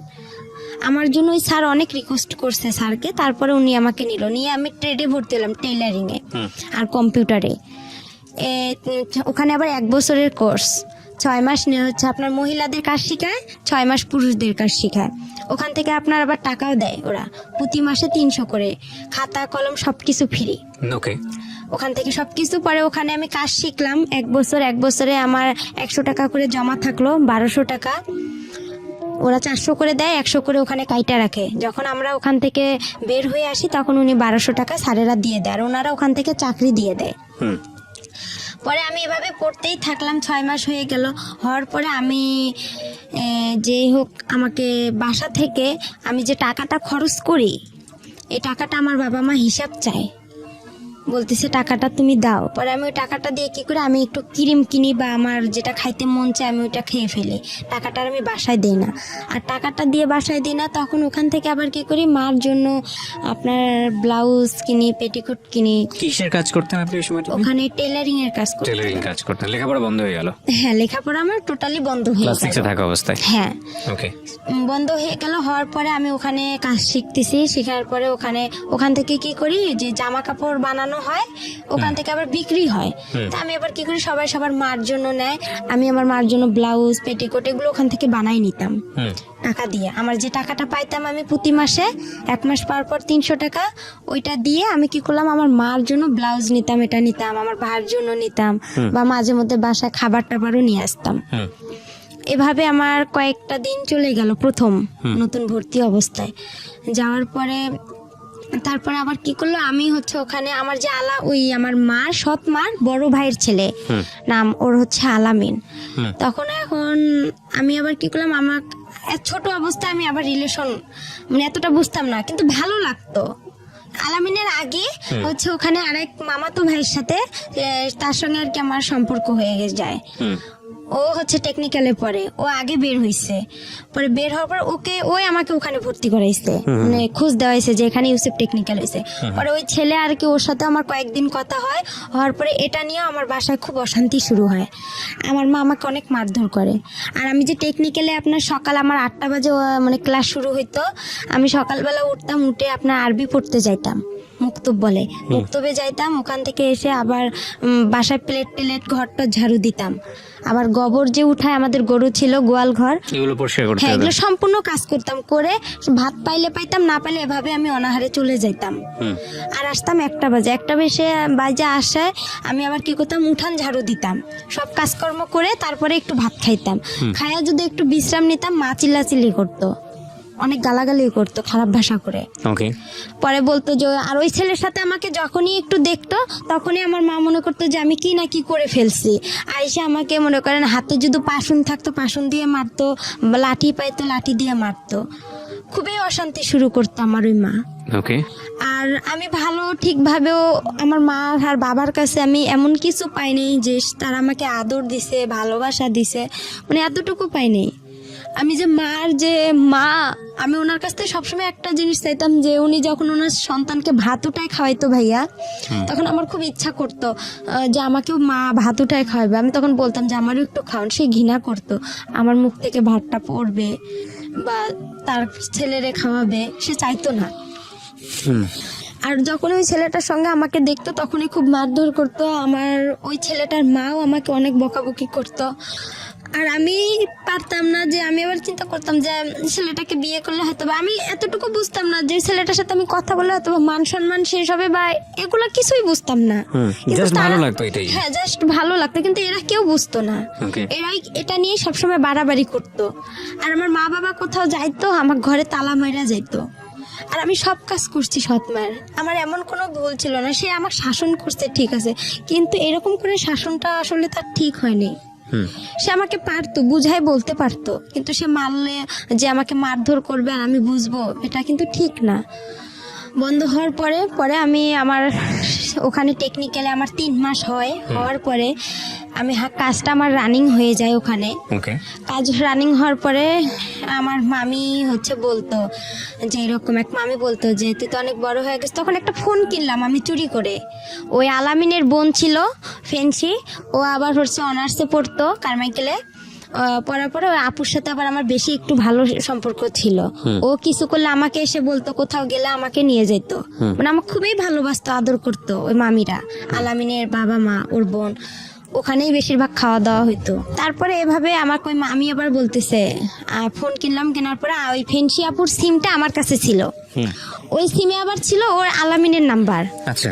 তখন আবার কি করলাম, ওর সঙ্গে আমি কথা বললাম, কথা বলার পরে 2-1 দিন কথা বলার পরে আমার ওই মামি আবার বলতেছে যে তুই আলামিনের সাথে রিলেশন করতে পারিস, সম্পর্ক করতে পারিস, আলামিন দেখতে শুনতেও ভালো, ছেলেটা চাকরি করে কাজী ফার্মে, ও কিন্তু ইউসেফ টেকনিক্যাল থেকে ওয়েল্ডিং এ কাজ শিখে ও কাজী ফার্মে গেছে তেঁতুলিয়ায়। তা আমার মামি এখন আমাকে বুদ্ধি দিতেছে যে তুই ওই ছেলেটার সাথে দেখ সম্পর্ক করতে পারিস নাকি, আলামিন ভালো, ও চাকরি করে, তুইও তো চাকরি করবি, তুইও তো ইউসেফে কাজ শিখতেছিস। এভাবে বলার পরে তারপরে যাই হোক আমি ওর সাথে সম্পর্ক শুরু করলাম। সম্পর্ক শুরু করার পরে কিছুদিন যে গেল, যাওয়ার পরে এখন আমার মা যাই না গেছে যে আমার ফোন আছে, আর আলামিনের সাথে আমার খুবই কথা হয় ফোনে, আচ্ছা। কিন্তু ও আমার সাথে সম্পর্ক করতে চায় না। তারপরেও আমার কেন যেন ওকে আবার ভালো লেগে যায়। প্রথমে ওকে আমি দেখতে পাইতাম না, ওকে মানে খুব খারাপ লাগতো। আমি বলতাম যে তোর গা, ও যদি ছুটিতে আসতো ওদের বাসায় আমি যাইতাম, তো বলতাম যে তোর গা গন্ধ করে, তুই আমার কাছে আসবি না। আর ও আমাকে মারতো, দেখতে পারতো না। আর দেখতে পারতো না বিধায় আমার বাবা যে আমাকে মারধর করতো, আর আমার বাবা কোনো কিছু হলেই থানা পুলিশ যাইতো। তো ওই আমাকে বলতো যে ওসি সাহেবের মেয়ে আসছে, দারোগা সাহেবের মেয়ে আসছে, আমাদের বাসা থেকে চলে যা, তুই এখান থেকে এই যাইতে বলছি, যা চলে যা, এরকম করতো। ওকেও আবার আমি দেখতে পারতাম না, কিন্তু হঠাৎ করে আমার ওর সাথে এভাবে হয়ে প্রেম একটা হয়ে যাবে আমি ভাবতে পারি না। যাই হোক ওর সাথে আমার এভাবে কথা চলতেইছে। তারপরে আমি ওখানে 1 বছর কাজটা কমপ্লিট করলাম। করার পরে ও আসলো চাকরি থেকে, আমি আবার চাকরিতে যাব, আপনার ছাড়েরা চাকরিতে দিবে, আমার বাসা থেকে কেউ আমাকে চাকরিতে যাইতে দিবে না, আমার সৎমা যাইতে দিবে না, বিয়ে দিয়ে দিবে আমার। বলতেছে বাহিরে মানুষ যাওয়া ভালো না। হুম ও এখানে আরেকটা কথা আছে, আমি যখন টেকনিক্যালে ভর্তি হইলাম ভাইয়া, তখন হচ্ছে আমার যে মুরগি দুইটা ছিল বলছিলাম, ওই মুরগি দুইটা যে বিক্রি করে আমি মনে করেন এগুলো কাস্ট সার্টিফিকেট, জন্ম নিবন্ধন এগুলো জোগাড় করে যে দিলাম, তখন আমার ওই সৎ মামিরা বলছিল যে হচ্ছে ও তো ওখানে গেলে একদম খারাপ মেয়ে হয়ে যাবে, ও যে খারাপ, গ্রামে কত ছেলের সাথে সম্পর্ক করে, আর ওখানে গেলে তো অনেক খারাপ হয়ে যাবে। হুম তা আমি তাদেরকে বলছি যে আমি ওখানে গেলে কিছুই করব না, কেন আমি মনে মনে তো আলামিনের সঙ্গে কথা বলি, হুম তখন আর আমি ওখানে কারোর সাথে সম্পর্ক করব। পরে আমার বাসা থেকে কিন্তু যাইতে দিবে না, টেকনিক্যালি কেউ ভর্তি হইতে দিবে না। আমার মাকে এ আইসা ও আইসা সবাই কানাকানি করে, আর আমার মা আমাকে অনেক মারধর করতো। পরে আমি স্যারদের হাত পা ধরছিলাম, এমন কি আমার স্যারের হেড স্যারের পা পর্যন্ত চিপে ধরছি, ধরে বলছে স্যার আপনি আমার বাসায় গিয়ে একটু বললে হয়তো বা আমার মা রাজি হবে। পরে যাই হোক স্যার এসে কিন্তু বলার কারণে আমার মা রাজি হয়েছিল। কিন্তু আমার মামিরা আমাকে গ্রামের কেউ বলেনি যে মেয়েটা ওখানে গেলে ভালো হবে বা মেয়েটা একটা কাজ শিখবে, নিজের পায়ে দাঁড়াইতে পারবে, আমাকে এই উৎসাহটা কেউ দেয়নি। তারপর ওখানে আমার কাজটা কমপ্লিট হওয়ার পরে আমাকে স্যারেরা চাকরি দিবে, আমার চাকরি করার জন্য আমার ফুপির বাসায় গেলাম, ছোট ফুপির বাসায়, আমার দাদার বাসায় যায়। ওদের কাছে আমার ফুপা আবার ইন্টার পাস, তা বললাম আপনি তো শিক্ষিত মানুষ, তা আপনি একটু কিছু ভালো মন্দ বুঝবেন। পর ওনাকে ডাইকে আনলাম, ডাইকে আনার পরে উনি আসলো, আসার পরে স্যারদের সাথে কথা বললো যে আপনারা কোথায় চাকরি দিবেন, কি আসল বিষয়, মেয়ে মানুষ। তো পরে স্যারেরা বললো যে আমাদের অনেক মেয়ে আছে, শুধু ও না, আমাদের এই ব্যাচের অনেক মেয়ে যাবে। আচ্ছা ও ভালো জানে, কেন ও তো এতদিন পড়ছে, আর আমাদের এটা এমন খারাপ কোনো প্রতিষ্ঠান না, এটা আমাদের একটা সংস্থান থেকে এটা হয়েছে, আপনি চাইলে যাচাই করতে পারেন। আর পরে এখন স্যার বলতেছে দেখেন ওর তো সৎমা, আমার সৎমাও কিন্তু ওই আমার টেকনিক্যালে গেছে। ওখানে যাওয়ার পরে যাই হোক, পরে মাই কথাটা শুনতে পারছে। মা যখন শুনছে যে সৎমা বলছে আমার ফুপা যে ওর সৎমায় ওকে একটা ভালো কাজ দেন, আমার এই সৎমাই কথাটা শুনে আরো তার অবস্থা খারাপ হয়ে গেল। এভাবে আমি গাজীপুরে চাকরিতে আসলাম, গাজীপুরের নতুন বাজার, ওখানে আমি গার্মেন্টসে চাকরিতে আসলাম। আসার পরে আলামিনের সাথে আমার কথা হয়, কথা হওয়ার পরে এভাবেই আমার প্রায় অনেক বছর গার্মেন্টসে আমি 2 থেকে 3 মাস চাকরি করি। করার পরে আমার ভালো লাগে না, সব মেয়েরা পালায় পালায় চলে যাচ্ছে আমার সাথে যে মেয়েরা গেছে। আবার কিছু মেয়ে দেখতেছি আমার সাথে যারা ওখানে আছে, তারা একটা মেয়ে দুর্ঘটনা ঘটছে, আমি ওই দুর্ঘটনা দেখে আরো বেশি ভয় পাইছি যে আমারও না কি হয়ে যায়। পরে আলামিনকে বললাম যে এরকম অবস্থা, তো কইতেছে তুই চলে আয়, গার্মেন্টসে ভালো মেয়েরা যায় নাকি। পরে আমি ওখানে ঈদে ছুটি পাইলাম, ছুটি পেয়ে আমি কি করলাম, আমার যা জিনিসপত্র ছিল আমি সবগুলো নিয়ে চলে আসলাম। আসার পরে আবার আমি ইউসুফে গেলাম, ইউসুফে যাওয়ার পরে স্যারকে বললাম যে স্যার আমার তো ওখানে ভালো লাগতেছে না, আপনি আমাকে আবার একটা চাকরি দেন, আমি বাসায় কি করবো, নাহলে আমার বাসায় বিয়ে দিয়ে দিবে।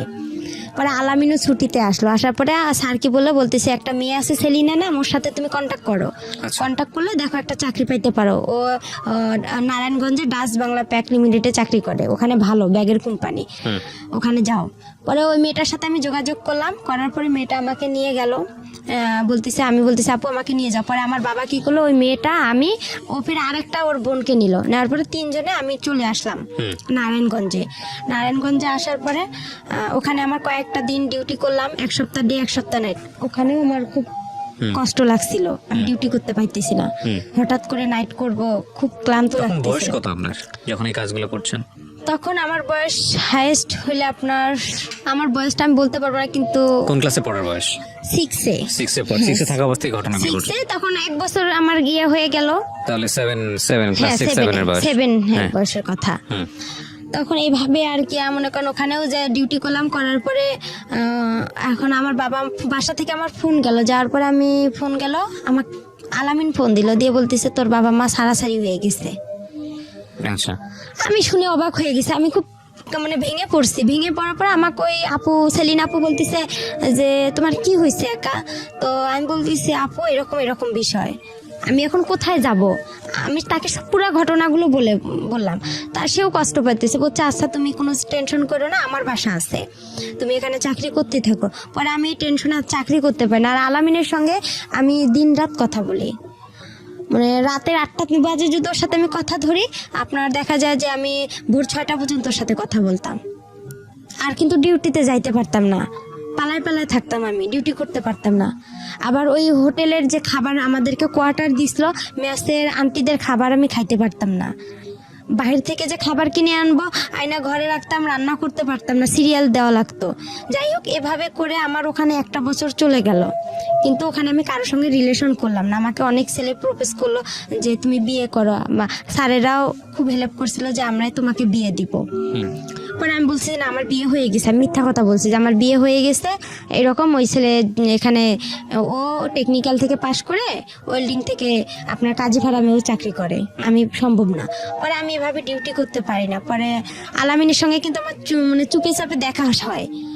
ও আসে রংপুরে, আমিও রংপুরে যাই আমার বান্ধবীর বাসায়, ওখান থেকে ওর সঙ্গে দেখা হয়। এভাবে দেখা হওয়ার পরে ওর সঙ্গে আমার প্রায় 2-3 বছর চলে গেল। 2-3 বছর চলে যাওয়ার পরে ওকে আমি বললাম যে আমাকে বিয়ে করো। তো বলতেছে যে বয়স, এই বয়সে আমাদের বিয়ে হবে না। তখন আমি বললাম যে এই বয়সে বিয়ে হবে না, তাহলে তোমার কি প্রেমের বয়স হয়েছে?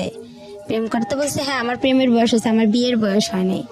তখন ওই মেসের আপুরা যারা বড় আপু ছিল সবাই আমাকে বলতেছে যে দেখো একা, তোমার হচ্ছে ওই ছেলে তোমাকে কখনোই বিয়ে করবে না। তারপরে যাই হোক, এভাবেই চলে গেল। পরে আমি আবার রংপুরে চলে আসলাম। ওই ছেলে আলামিন আমাকে মেসে থাকার জন্য টাকা দিল, আমি লালবাগে মেসে উঠলাম।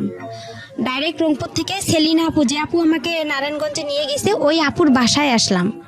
আসার পরে ওখান থেকে ওর খালাকে, আবার ওর খালা মেসের বুয়া ছিল, পরে ওই বুয়াকে বললো যে খালা দেখেন এই মেয়েটাকে মেসে উঠানো যায় নাকি, মেসের লোক আমাকে নিবে না।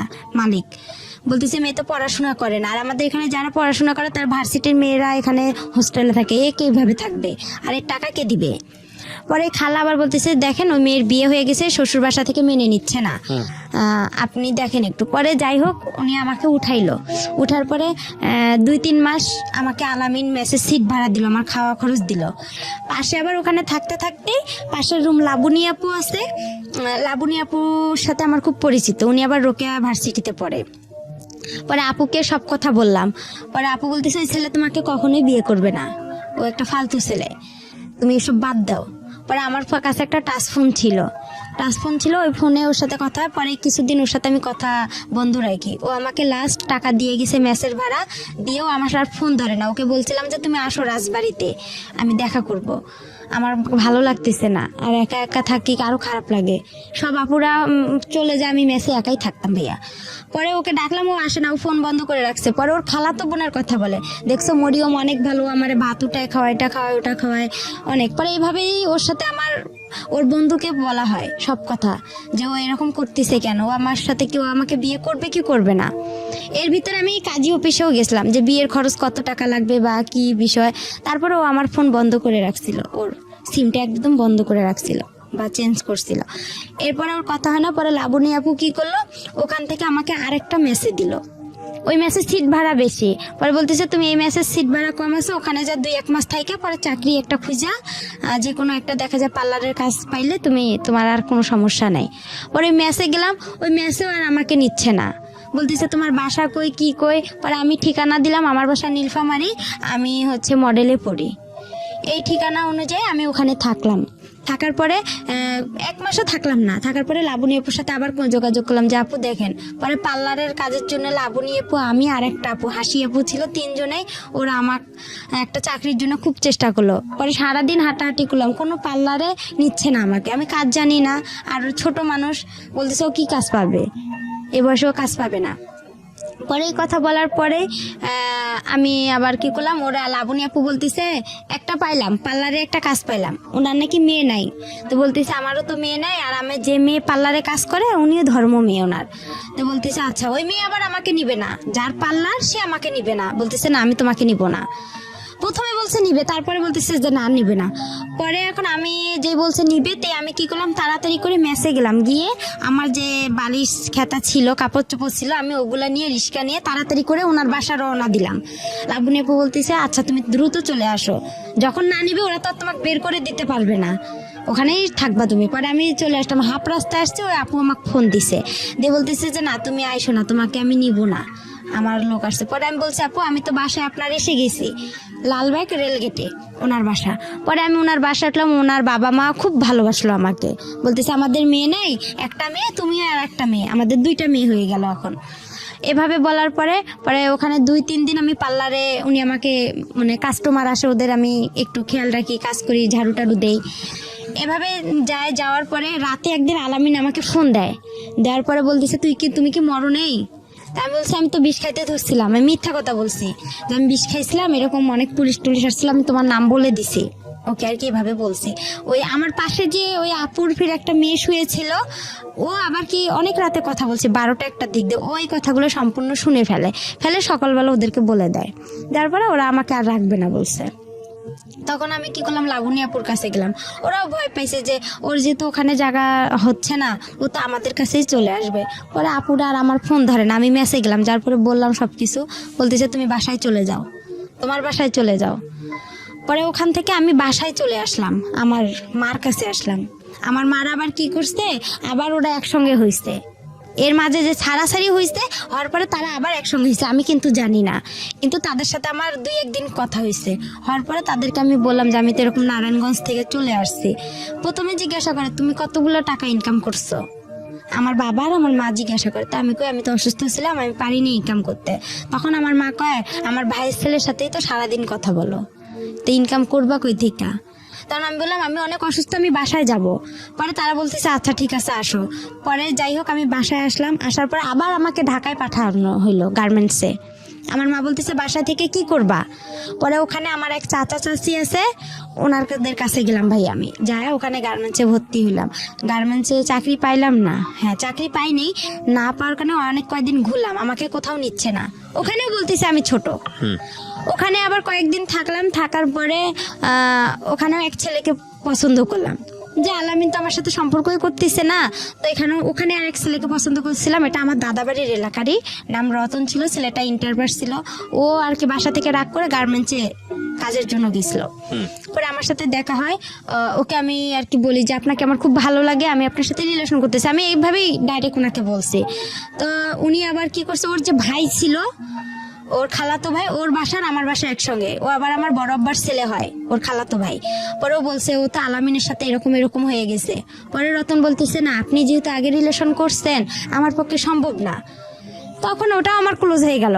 পরে আমি চাকরি পাইতেছি না, পরে আমার কি ওই যে চাচা চাচির কাছে আমি থাকি, ওনারা আবার কি করলো, আমাকে ওই যে চাচার কাছে আমি প্রথমে গেছি, সে চাচা আমাকে রাতের বেলা, আমি তো চাকরি পাইনি, ওনার মেয়ে আছে, ওয়াইফ নাই, ওয়াইফ সাইরা দিছে, মেয়েটা আমার ছেলে একটু বড় হবে 1 বছর, ও গার্মেন্টসের চাকরি পেয়েছে। ওর বাবা হঠাৎ করে রাতের বেলা মেয়েটা ঘুমাইছে, উনি আইসা হাত দিতে চাচ্ছে মানে মুখে, মনে করছে আমি অনেক ঘুমাই গেছি, কিন্তু আমি তো ঘুমাইনি। তখন আবার আমি ফেসবুকও চালাইতাম হালকা পাতলা, অতটা বুঝতাম না, মেসেঞ্জার করতাম বা নাটক দেখতাম। পরে আমি ওখান থেকে বাসায় ফোন দিলাম রাতেই যে বাবা এরকম উনি এরকম করতেছে চাচা। পরে কি করলো, ওখান থেকে আমাকে আরেক চাচার বাসায় পাঠানো হলো। পরে বলতেছে দেখেন আমার মেয়েটাকে নেন, ওকে একটা চাকরি দেন, গার্মেন্টসের চাকরি। পরে ওখানে থাকলাম, এই রতনের সাথে যে সম্পর্ক করতে চাইছিলাম, এটা আর কি আমার চাচা চাচি জানাই গেছে, বলতেছে এই মেয়ে তো বেয়াদব। আর আমি কথা বলি ফোনে বেশি, আমার ফোনে তখন অনেক রং নাম্বার আসছিল, তো আমি কথা বলতাম। পরে আমার যে চাচা চাচি ওটা পছন্দ করতো না, পরে আমাকে কি করলো, ওখান থেকে ওরা বাসায় পাঠার কথা বলছিল। পরে আমি ওখানে পেপারে দেখলাম কাজী ফার্মে নিয়োগ দিছে।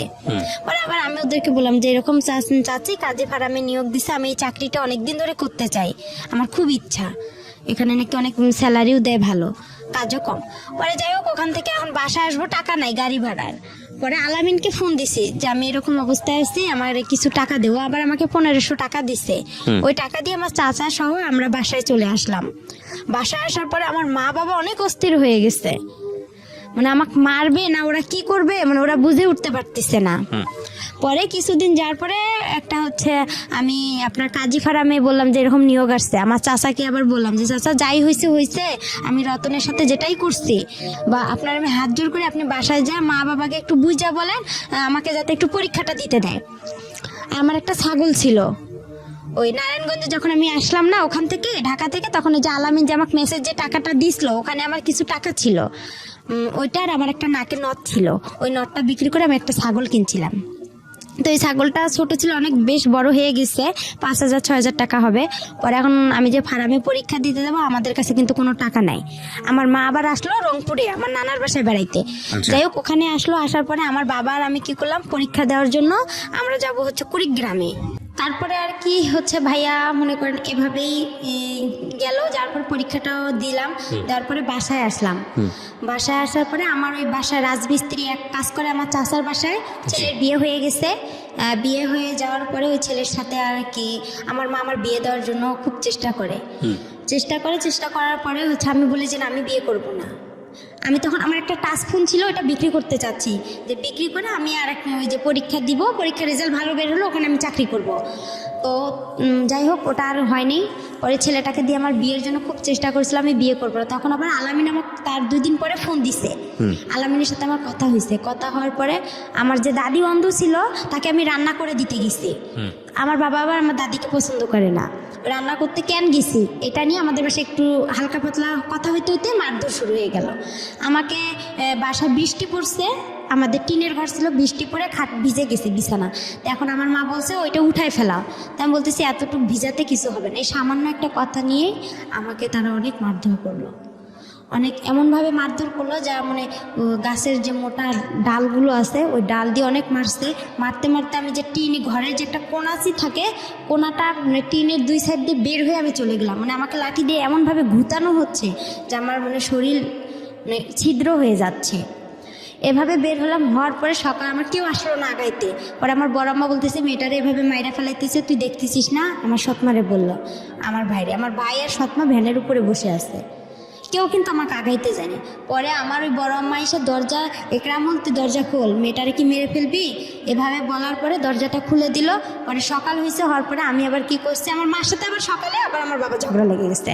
লাগার পরে আবার কি করছে আমার বাবা, বলতেছে তুই চলে যা। আমার মা চলে যাবে দাদার বাড়ি, নানার বাসায়, ওনার ছেলেকে নিয়ে। তখন আমি বলতেছি আমিও আমার মার কাছে চলে যাব, আমার নিজের মার কাছে চলে যাব, আমার মোবাইলটা নিয়ে দেন, আমি মোবাইলটা বিক্রি করলে আমার টাকা হবে, এই টাকা নিয়ে আমি চলে যাব।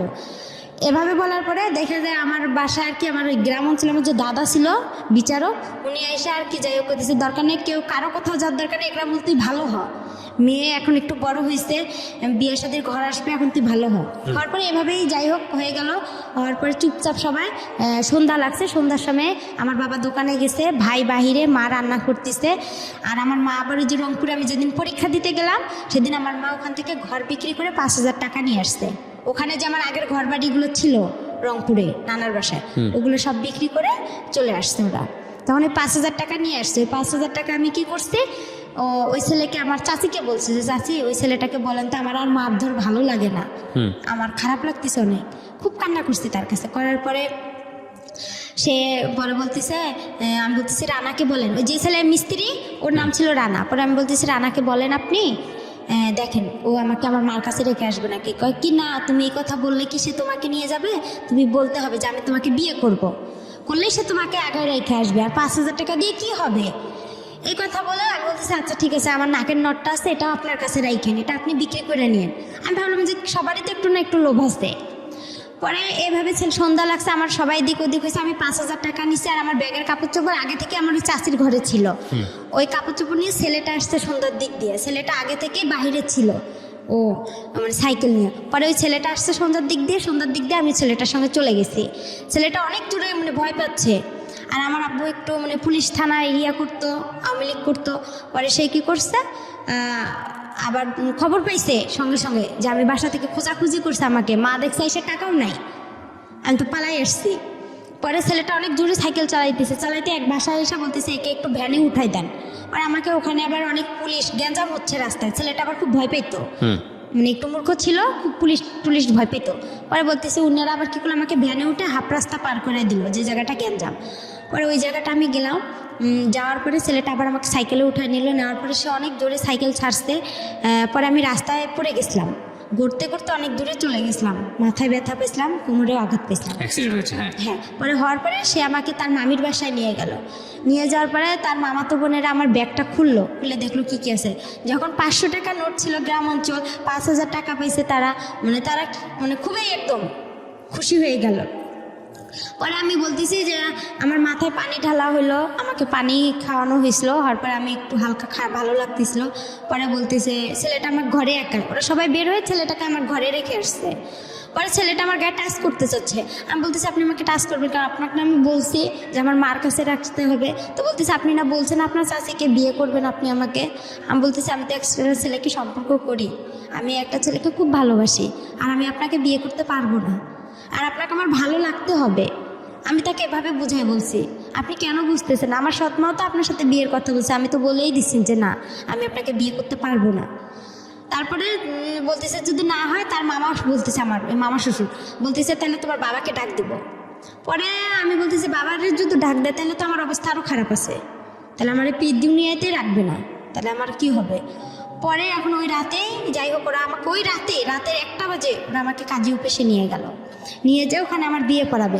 পরে এখন কবুল বলতে বলছে যখন, তখন আমি একটা কবুল বলছি আর বাকি 2টা বলিনি, না বলে আমি ইচ্ছা করেই আমি ওখানে মাথা ঘুরে পড়ে দিছি। পড়ে যাওয়ার পরে আধা ঘন্টার মতন আমি নিঃশ্বাস নেই না, মানে ওরা আমার কাছ থেকে যখন সরে যায় আমি তখন নিঃশ্বাসটা নিয়ে আবার নিঃশ্বাস বন্ধ করে রাখি, এভাবে আর কবুল বলিনি। পরে কাজে বলতেছে কবুল বলতে হবে না, আর আপনারা নিয়ে যান, সমস্যা নেই। পরে তার বাসায় আর সরাসরি এনে তার বোনের বাসায় রাখছিল আমাকে, ওখান থেকে সকালবেলা আমাকে ওই ছেলে নিয়ে আসছে। পরে নিয়ে আসার পরে দেখি ছেলেটা মানে মূর্খ তো একদম, একগুলো জুতা পরছে অনেক বড় বড়, একটা পাঞ্জাবি পরছে অনেক ঢিলা, অনেক কীরকম। আমার কাছে খুব খারাপ লাগছিল যে এই ছেলে এসব পরছে কেন। আবার এই যে বরের যে টুপিগুলো মাথায় দেয় ওগুলো পরছে। আমি বলতেছি এটা কি কোনো পাগল না আসছো যেগুলো কি। আমি কিন্তু ভাই গ্রামে সেরকম বড় হইনি, আমি যে সৎ নানার বাসায় বড় হয়েছি, মানে একটা ভালো ফ্যামিলিতে বড় হয়েছি। অত্যাচার হলেও একটা মানে পরিবেশ। তারপরে কি আমি ওসব আমার কাছে খুব খারাপ লাগছে। আয়সা দেখলাম ওদের বাসা আসলাম, সবাই বলতেছে যে আসতেছে, বলতেছে এই মেয়েটা কে, কই থেকে আসছে, এত সুন্দর মেয়ে। পরে আমার চুল দেখে সবাই পাগল হয়ে গেছে, আমার চুল মাসাল্লাহ অনেক বড়, বলতেছে মেয়েটা এত সুন্দর, বলছে রানার বউ। না এটা বিশ্বাসই হয় না, এটা কোনো ভদ্র ঘরের মেয়ে। এর তো গেট আপ দেখে একটা ছেলে বলছে, এর গেট আপ দেখে বোঝা যায় না, ছেলেটা শিক্ষিত ছিল। বলতেছে আপু কই থেকে আসছেন, তা আমি বলতেছি যে আমি রানার বউ। পরে বিশ্বাস করে না কেউ। পরে যাই হোক ওনার বাসায় আসে দেখি ওনার বাসা বিয়ে কিছু নাই, শুধু একটা চৌকি ছিল, একটা টেবিল ছিল। আর আমার মা সৎমা বলছিল তারা অনেক বড় লোক ছিল, তারা সেই রকম ফ্যামিলি।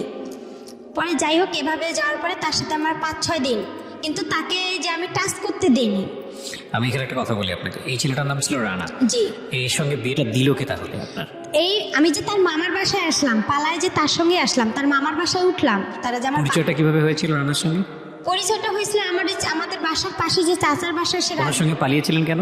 পালিয়েছিলাম ওই যে বাবা যে মারধর করলো আমাকে, মারধর করলো, তখন আমি আর খুব চিন্তা করলাম যে এত মার খাইছি, আমি আমার মার কাছে রানাকে কেন বেছে নিলেন? রানাকে কেন বেছে নিলাম, ও একটু হাবা বুবা টাইপের ছিল। আচ্ছা, তো আপনি হাবা গোবা মনে করে ওর হাত ধরেছেন, ও আপনাকে হাবা গোবা বানিয়ে দিয়েছে। যাই হোক তারপরে যাই হোক ওই 5,000 টাকার কারণে ওরা আমাকে এরকম করছে। পরে যাই হোক আমি যখন আসলাম, পরে আসার পরে একটা মহিলা আমাকে জিজ্ঞাসা করতেছে তুমি কি এটা ইচ্ছা করে বিয়ে করছো না, এটাতে কোনো সমস্যা আছে? আমি চুড়ি পরতেছি না, নাকে ফুল পরতেছি না, আমি বলতেছি আমাকে এসব ভালো লাগে না, আমি এসব পরবো না। তখন বলতেছে কেন পড়বে না, ওই আমার খালাটা বলতেছে, ওর খালা শাশুড়ি। তা আমি বলতেছি যে আপনাকে একটা সত্যি কথা বলবো, তো বলতেছে বলো। আমি বলতেছি আমার বাসা এখানে, আমি এভাবে আসছি। তখন বলতে আমি তার পা চিপে ধরছি, ধরে খুব কান্না করছি ভাইয়া, মানে এতটা পরিমাণের কান্না করছি যে আমাকে আপনারা একটু হেল্প করেন, আমি ওর সঙ্গে থাকবো না। তখন আমার কাছে ফোন টোন কোনো কিছুই ছিল না। আর ওখানে আরেকটা বিষয় যে আমি যখন ওই ছেলেটা আমার ঘরে একা টাচ করতে গেছিলো ভাইয়া, আমি বললাম যে আপনি আমাকে টাচ করেন, আপনার সাথে তো আমার বিয়ের কথা না, আপনি তো আমাকে মার কাছে রেখে আসবেন, আপনি কেন এসব করতেছেন? তখন বললো যে আপনার বাবাকে ডাক দিব। পরে তখন আমি কী করলাম, কাজী ফার্মে ফোন দিছিলাম। কাজী ফার্মে ফোন দিয়ে ওখানে এক প্রদীপ নামে ভাইয়া ছিল, ওর কাছে কথা বললাম যে ভাইয়া আমি এরকম সমস্যায় পড়ছি, আপনি কি বলেন? আমি পারবো না, আমি আমার মার কাছে যাবো, নাহলে আলামিনকে একটু বলেন না কষ্ট করে, ও আমাকে এখান থেকে নিয়ে যাক, নাহলে আমাকে বিয়ে করুক। বলতেছে না, ও তোমাকে কখনোই বিয়ে করবে না, তুমি এসব বাদ দিয়ে দাও, ওই ছেলেকেই বিয়ে করো। পরে এইভাবে বিয়েটা হয়ে গেল। হওয়ার পরে আমি যখন ওই যে আসলাম, আমার খালা শাশুড়ির সব কিছু বললাম। পরে ওনার পা চিপে ধরছিলাম, ধরার পরে বললাম যে এরকম দেখেন আমাকে একটু সহযোগিতা করেন। পরে ভাইয়া ওখানে 2 দিন থাকার পরে ছেলেটার মার সাথে আমার ঝগড়া লেগে গেল। আমাকে বলতেছে তুমি আমার ছেলেকে আমার কাছ থেকে কাইরা নিছো। আমি কই আপনার ছেলে আমি কাইরা নিছি, এটা সত্যি কথা, আমি আপনারা বেশি কিছু করবেন, আমি নারী নির্যাতনের কেস করব। আমি আপনার ছেলেকে বিয়ে করিনি, আর আপনার ছেলের সঙ্গে আমি থাকবো কিসের জন্য? আমি ভালোবাসি আলামিনকে। তখনও ওখানেও আলামিনের সাথে আমার কথা চলে ওই খালা শাশুড়ির মোবাইল থেকে। পরে আলামিন সব কিছুই খালা শাশুড়ির বলে, পরে বলে নতুন জীবন শুরু করছে, সংসার করো। 5 দিন তার সাথে আমার খাওয়া দাওয়া হয়, ওর সাথে সেভাবে খাওয়া দাওয়া, ওর সাথে একটা ঈদ হয়, আমার কুরবানি ঈদ হয়। কুরবানি ঈদে সে আমার কোনো কাপড় চোপড় এনে দেয় না, শুধু 60 না আপনার কম দামি একটা জামা একটা সালোয়ার এনে দেয়, ওইটা দিয়ে আমি ঈদ করি। করার পর আমি বলছি ঈদের পরে ওকে আমি ছেড়ে চলে যাব। আমার খালা শাশুড়িকে বলছি, এই নিয়ে আমার বিচারও বাসায় বসছিল, আর আমার বাবা মাও মাইনা নিছিল ওই ছেলেকে নিয়ে। আমার বাবা মা বলছিল আচ্ছা ঠিক আছে মেনে নিছি আমরা। পরে বলার পরে কদিন পরে ঝগড়া লাগার পরে আমার বাবার বাসা থেকে লোক আসলো, গ্রাম থেকে লোক আসলো। পরে এখন আমার বাবা আমার সাথে কথা বলে, কয় কি ওকে এখনই ছাড়ার দরকার নাই, ওই কাবিননামা কত করছে? আমি বলি কাবিননামা 1 লক্ষ টাকা করছে। কয় ওই 1 লক্ষ টাকা আমরা ওর কাছ থেকে নিব, নিয়ে তোকে নিয়ে আসবো। আমার বাবা এবার একটু লুবি টাইপের, সে যখন ওই কথা বলল তখন আমি আবার কি করলাম, বলতেছি না, আমি মনে মনে চিন্তা করলাম যে আমার বাবার এই কথা শুনলে আমার এই জীবনটা নষ্ট হয়ে যাবে। পরে আমি খালা শাশুড়ি কাজ ছেলেটাকে ভয় দেখাইলাম যে আমি নারী নির্যাতনে কেস করবো, নাহলে আমি ফাঁসি নোটকে মরে যাবো এখানে, আপনি আমাকে ছেড়ে দেন, নাহলে আমি আপনাকে ছেড়ে দিব। তারপরে বলতেছে না আপনি আমাকে ছেড়ে দেন, আমি আপনাকে ছেড়ে দিতে পারবো না, কেন আপনার বাবা থানা পুলিশ করে, পরে আমার একটা সমস্যা করবে, এগুলোকে করবে, আমার পক্ষে সম্ভব না, এভাবে বলতেছে। পরে যাই হোক বলার পরে আমি কি করলাম, একদিন 2-3 দিন পরে বিচার সালিশ হয়ে গেল। হওয়ার পরে চুপ করে আমার খালা শাশুড়িকে বলছি যে আমি ওকে ছাইরা দিতে যাবো কুরবানি ঈদের 2-3 দিন পরে। বলার পরে ওই ছেলেটাকে নিয়ে আমি রংপুরে আসলাম কোর্টে আসার পরে ওকে আমি ওখান থেকে কোর্ট তালাক করছি।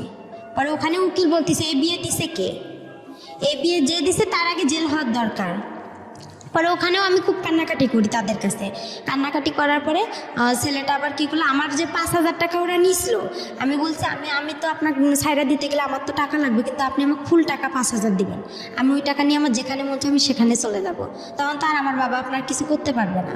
পরে ওখানে ওকে আমি কোর্ট তালাক করে আমি কি করলাম, আমার মার বাসা আমি এতটুকু জানি, আপনার বগুড়ার দুপচাচি আসলাম ঠিকানা খুঁজতে আইসা বললাম আমার মার নাম বলছি রোকেয়া। আর রোকেয়া বলার পরে তখন আসল মা? হ্যাঁ আসল মার কাছে আসলাম। কত বছর বয়সে? তখন আমার বয়স হবে হয়তো এইটে পড়েন আপনি, ওই সময়ের বয়স মানে 14 থেকে 15 বছর বয়স। হ্যাঁ, এই জীবনের প্রথম আসল মাকে দেখতে যাচ্ছেন? হ্যাঁ। ওকে, তারপর মার কাছে আসলাম, ওখানে খুঁজতে আসার পরে মাকে এসে সব কিছু বললাম যে আমার এরকম একটা বিয়ে হয়ে গেছে, এরকম। আমার মা আবার আমার বাবাকে ভয় পাচ্ছে, অনেক ভয় পাওয়ার কারণে পরে আর কি যাই হোক ভয় পাইতেছে। পরে আমি বলতেছি কিছু হবে না, কোনো সমস্যা না। ভয় পাচ্ছে আমার বাবা থানা পুলিশ করে, সে যদি আবার কেস করে আমার মার উপর। আর আমার মার উপর কেস করেছিল আপনার বাবা? হ্যাঁ। কিসের কেস? এর আগে কেস করছিল, এটা আমি মাঝখানে বলতে পারিনি। কিসের কেস? কেস করছিল এর আগে, আমার ছোটবেলা আমার মা আমাকে নিয়ে আসছিল, তো সেই কারণে কেস করছিল।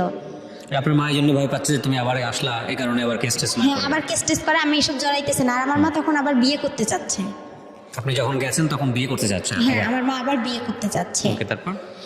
বিয়ে করতে চাচ্ছে। একটা জিনিস খেয়াল রাখবেন, একটা কথা আছে না যে ওই গানটার মতো জলে ভাষা পদ্ম আমি, ঠিক জলে ভাষা পদ্মের মতো গল্পটা আসলে। একটা মেয়ে যদি ফ্যামিলি না থাকে তাহলে সে কিভাবে কোথায় যায়, এবং ভাসতে তার কোথাও ওঠাই হচ্ছে না, না নিজের বাবার কাছে, না সৎ মায়ের কাছে, না নিজের মায়ের কাছে। এবং পরিবার তো নাই, সমাজ তো আরও অনেক জটিল একটা জায়গা। এগুলো আসলে নতুন না জীবন গল্প, এটা বহুবার এসছে, বিভিন্ন অ্যাঙ্গেল থেকে এসছে। সমাজের বিভিন্ন শ্রেণীর মানুষের গল্প বিভিন্নভাবে উঠে আসে, কিন্তু একটা মেয়ে নির্যাতিত হলে সে যে ক্লাসেই বসবাস করুক না কেন তার গল্পটা আসলে সেম। বলেন তারপরে যাই হোক ওখানে আসলাম, মা সবাই আমাকে ভয় পাচ্ছে, তো বড় হয়ে গেছি, টাকা পয়সা অনেক লাগবে, অনেক কিছু বিষয় আছে এখানে।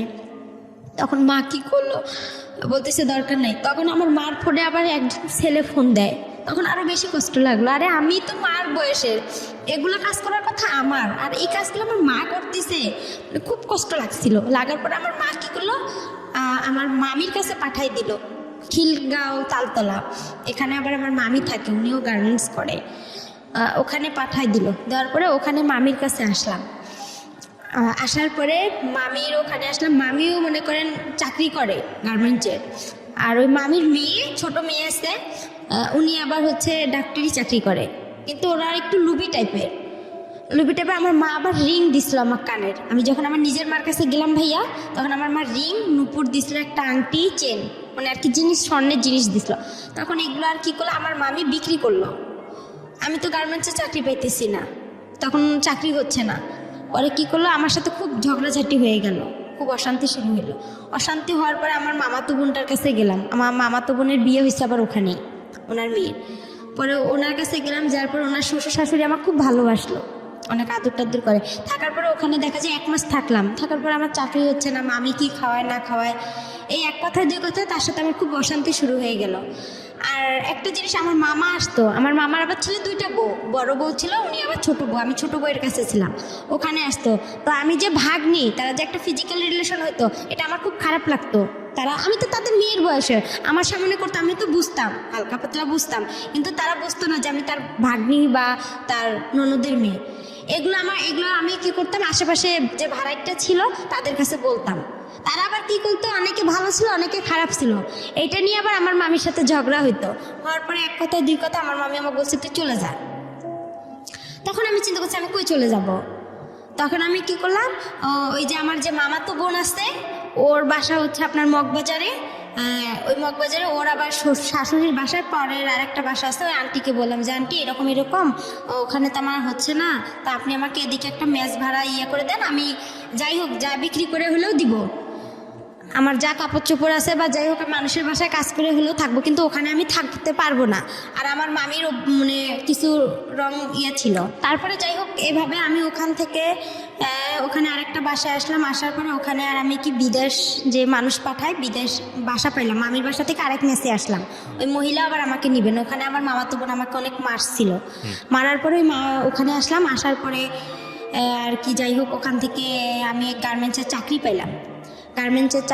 পাওয়ার পরে আবার আমি কি বিদেশে যে মহিলাদেরকে পাঠায় মেয়েদেরকে, তা আমি এতটা বুঝতাম না। পরে ওখান থেকে মানুষের খুঁজে পাইলাম যে মেয়েদেরকে বিদেশে পাঠায় আপনার ডান্সের জন্য। তো আমি আবার ডান্স পারি, তা আমি ভাবলাম যে আমি যেহেতু ডান্সে যাই দুবাইয়ে, তাহলে তো আমি ভালো টাকা ইনকাম করতে পারবো, আমি তো ডান্স পারি। পরে ওই বাসায়, আমি যে বাসা থেকে, ওই বাসায় আন্টি বলতেছে যে তুমি খারাপ জায়গায় যাবা, আমার বাসা থেকে এখনই চলে যাও, বের হয়ে যাও। তখন আমি আবার ওই কাজী ফারামি আলামিনের সাথে আমার সব বন্ধ হয়ে গেল। এই আপনি বর্তমানে আপনার হাজবেন্ডকে নিয়ে স্টুডিওতে আসছেন, ওনাকে বিয়ে করেছেন কত বছর যাবত? ওনার বিয়ে করে আমার 3 বছর হয়ে গেছে। 3 বছর হয়ে গেছে। এনার সঙ্গেও কি আপনার এই ভদ্রমহিলা যার গল্প বলছিলেন তিনি বিয়ে দিয়ে দেয়? হ্যাঁ, তিনি আমাকে বিয়ে দিয়ে আচ্ছা, দিয়েছে। তো ইনি বিয়ে দিয়ে দেয় এবং 3 বছর সংসার করছেন তার সঙ্গে। তিনি কি জানে, পুরো গল্পটা জানে আপনি আজকে যেটা বললেন এখানে? হ্যাঁ, সে পুরো আমার ইতিহাসটা জানে, আমি তাকে সম্পূর্ণ খুলে বলছি। আর সে আমার একটা কথার কারণে নাকি সে আমাকে বিয়ে করছে।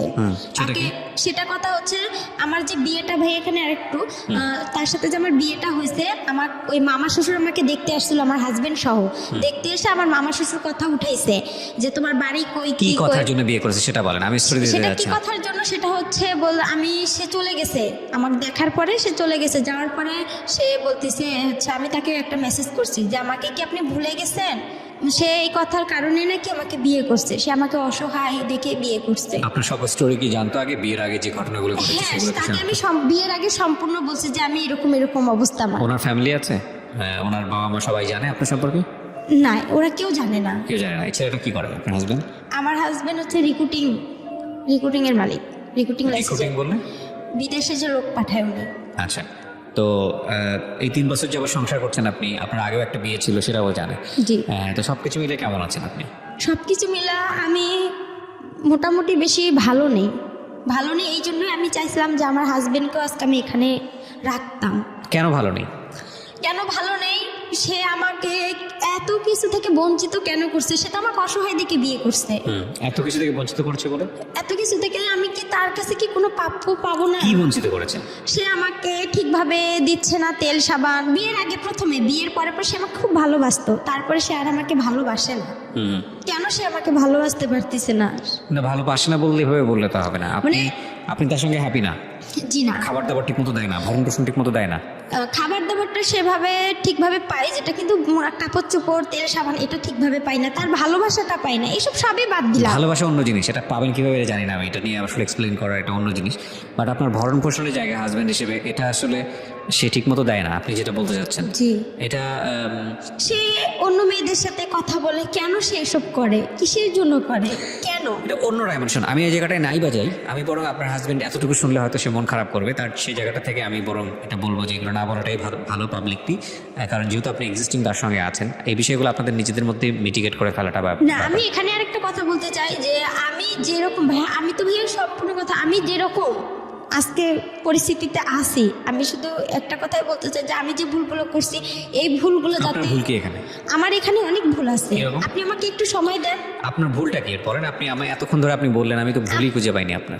আমার ভুল হচ্ছে প্রথমত আমি যে আলামিনের সাথে সম্পর্কটা করছি, এটা প্রথমত ভুল। আমি ভালোভাবে যদি নিজের একটু চেষ্টা করতাম। আমি একটু শুনাই আপনাকে, এবার আপনি একটু মনোযোগ দিয়ে শুনেন, বলাটাই মুখ্য না, মূল বিষয়টা আসলে হলো আপনার গল্পটা উঠে আসছে। এই যে 1-1.5-2 ঘন্টা আপনি এখানে বললেন, মূল গল্পটা উঠে আসছে। একটা যেটা হচ্ছে আপনি একটা ভালো ফ্যামিলি পাননি, প্রথম সমস্যাই ছিল এটা। আপনি যদি একটা ভালো ফ্যামিলি পেতেন, আপনার যদি গাইড করার মতো মানুষ থাকতো, তাহলে আপনার জীবনটা অন্যরকম হতে পারতো। দুঃখজনক হলেও সত্য যে আপনি সেটা পান নাই।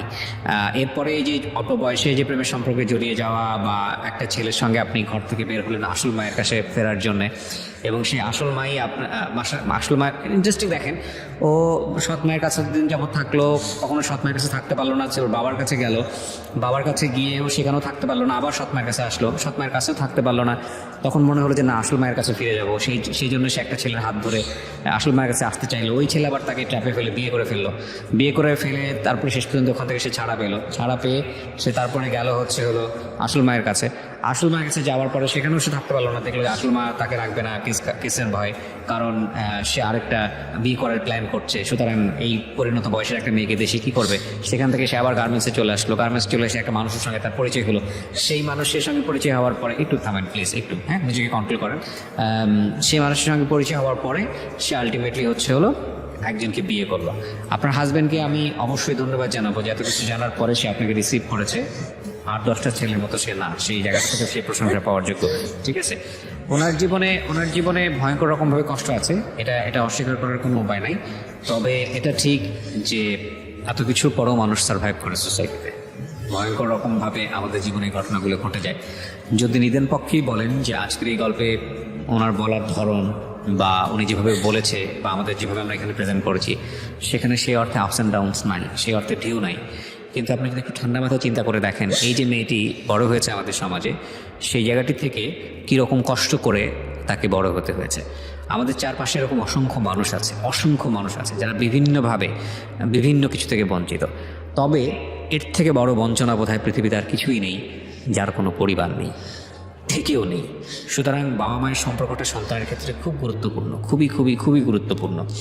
আল্লাহ আমাদের সবাইকে, অন্তত বাবা যারা হয়েছি, মা যারা হয়েছি, তাদেরকে অন্তত এই জায়গাটাতে শক্ত থাকার, কোনো কম্প্রোমাইজ না করার তৌফিক দেখ, এই অর্থে যে সন্তানের যে প্রপার নিডসটা সে প্রাপ্তবয়স্ক হওয়া পর্যন্ত, সেটা যেন বাবা মা সঠিকভাবে পূরণ করতে পারে।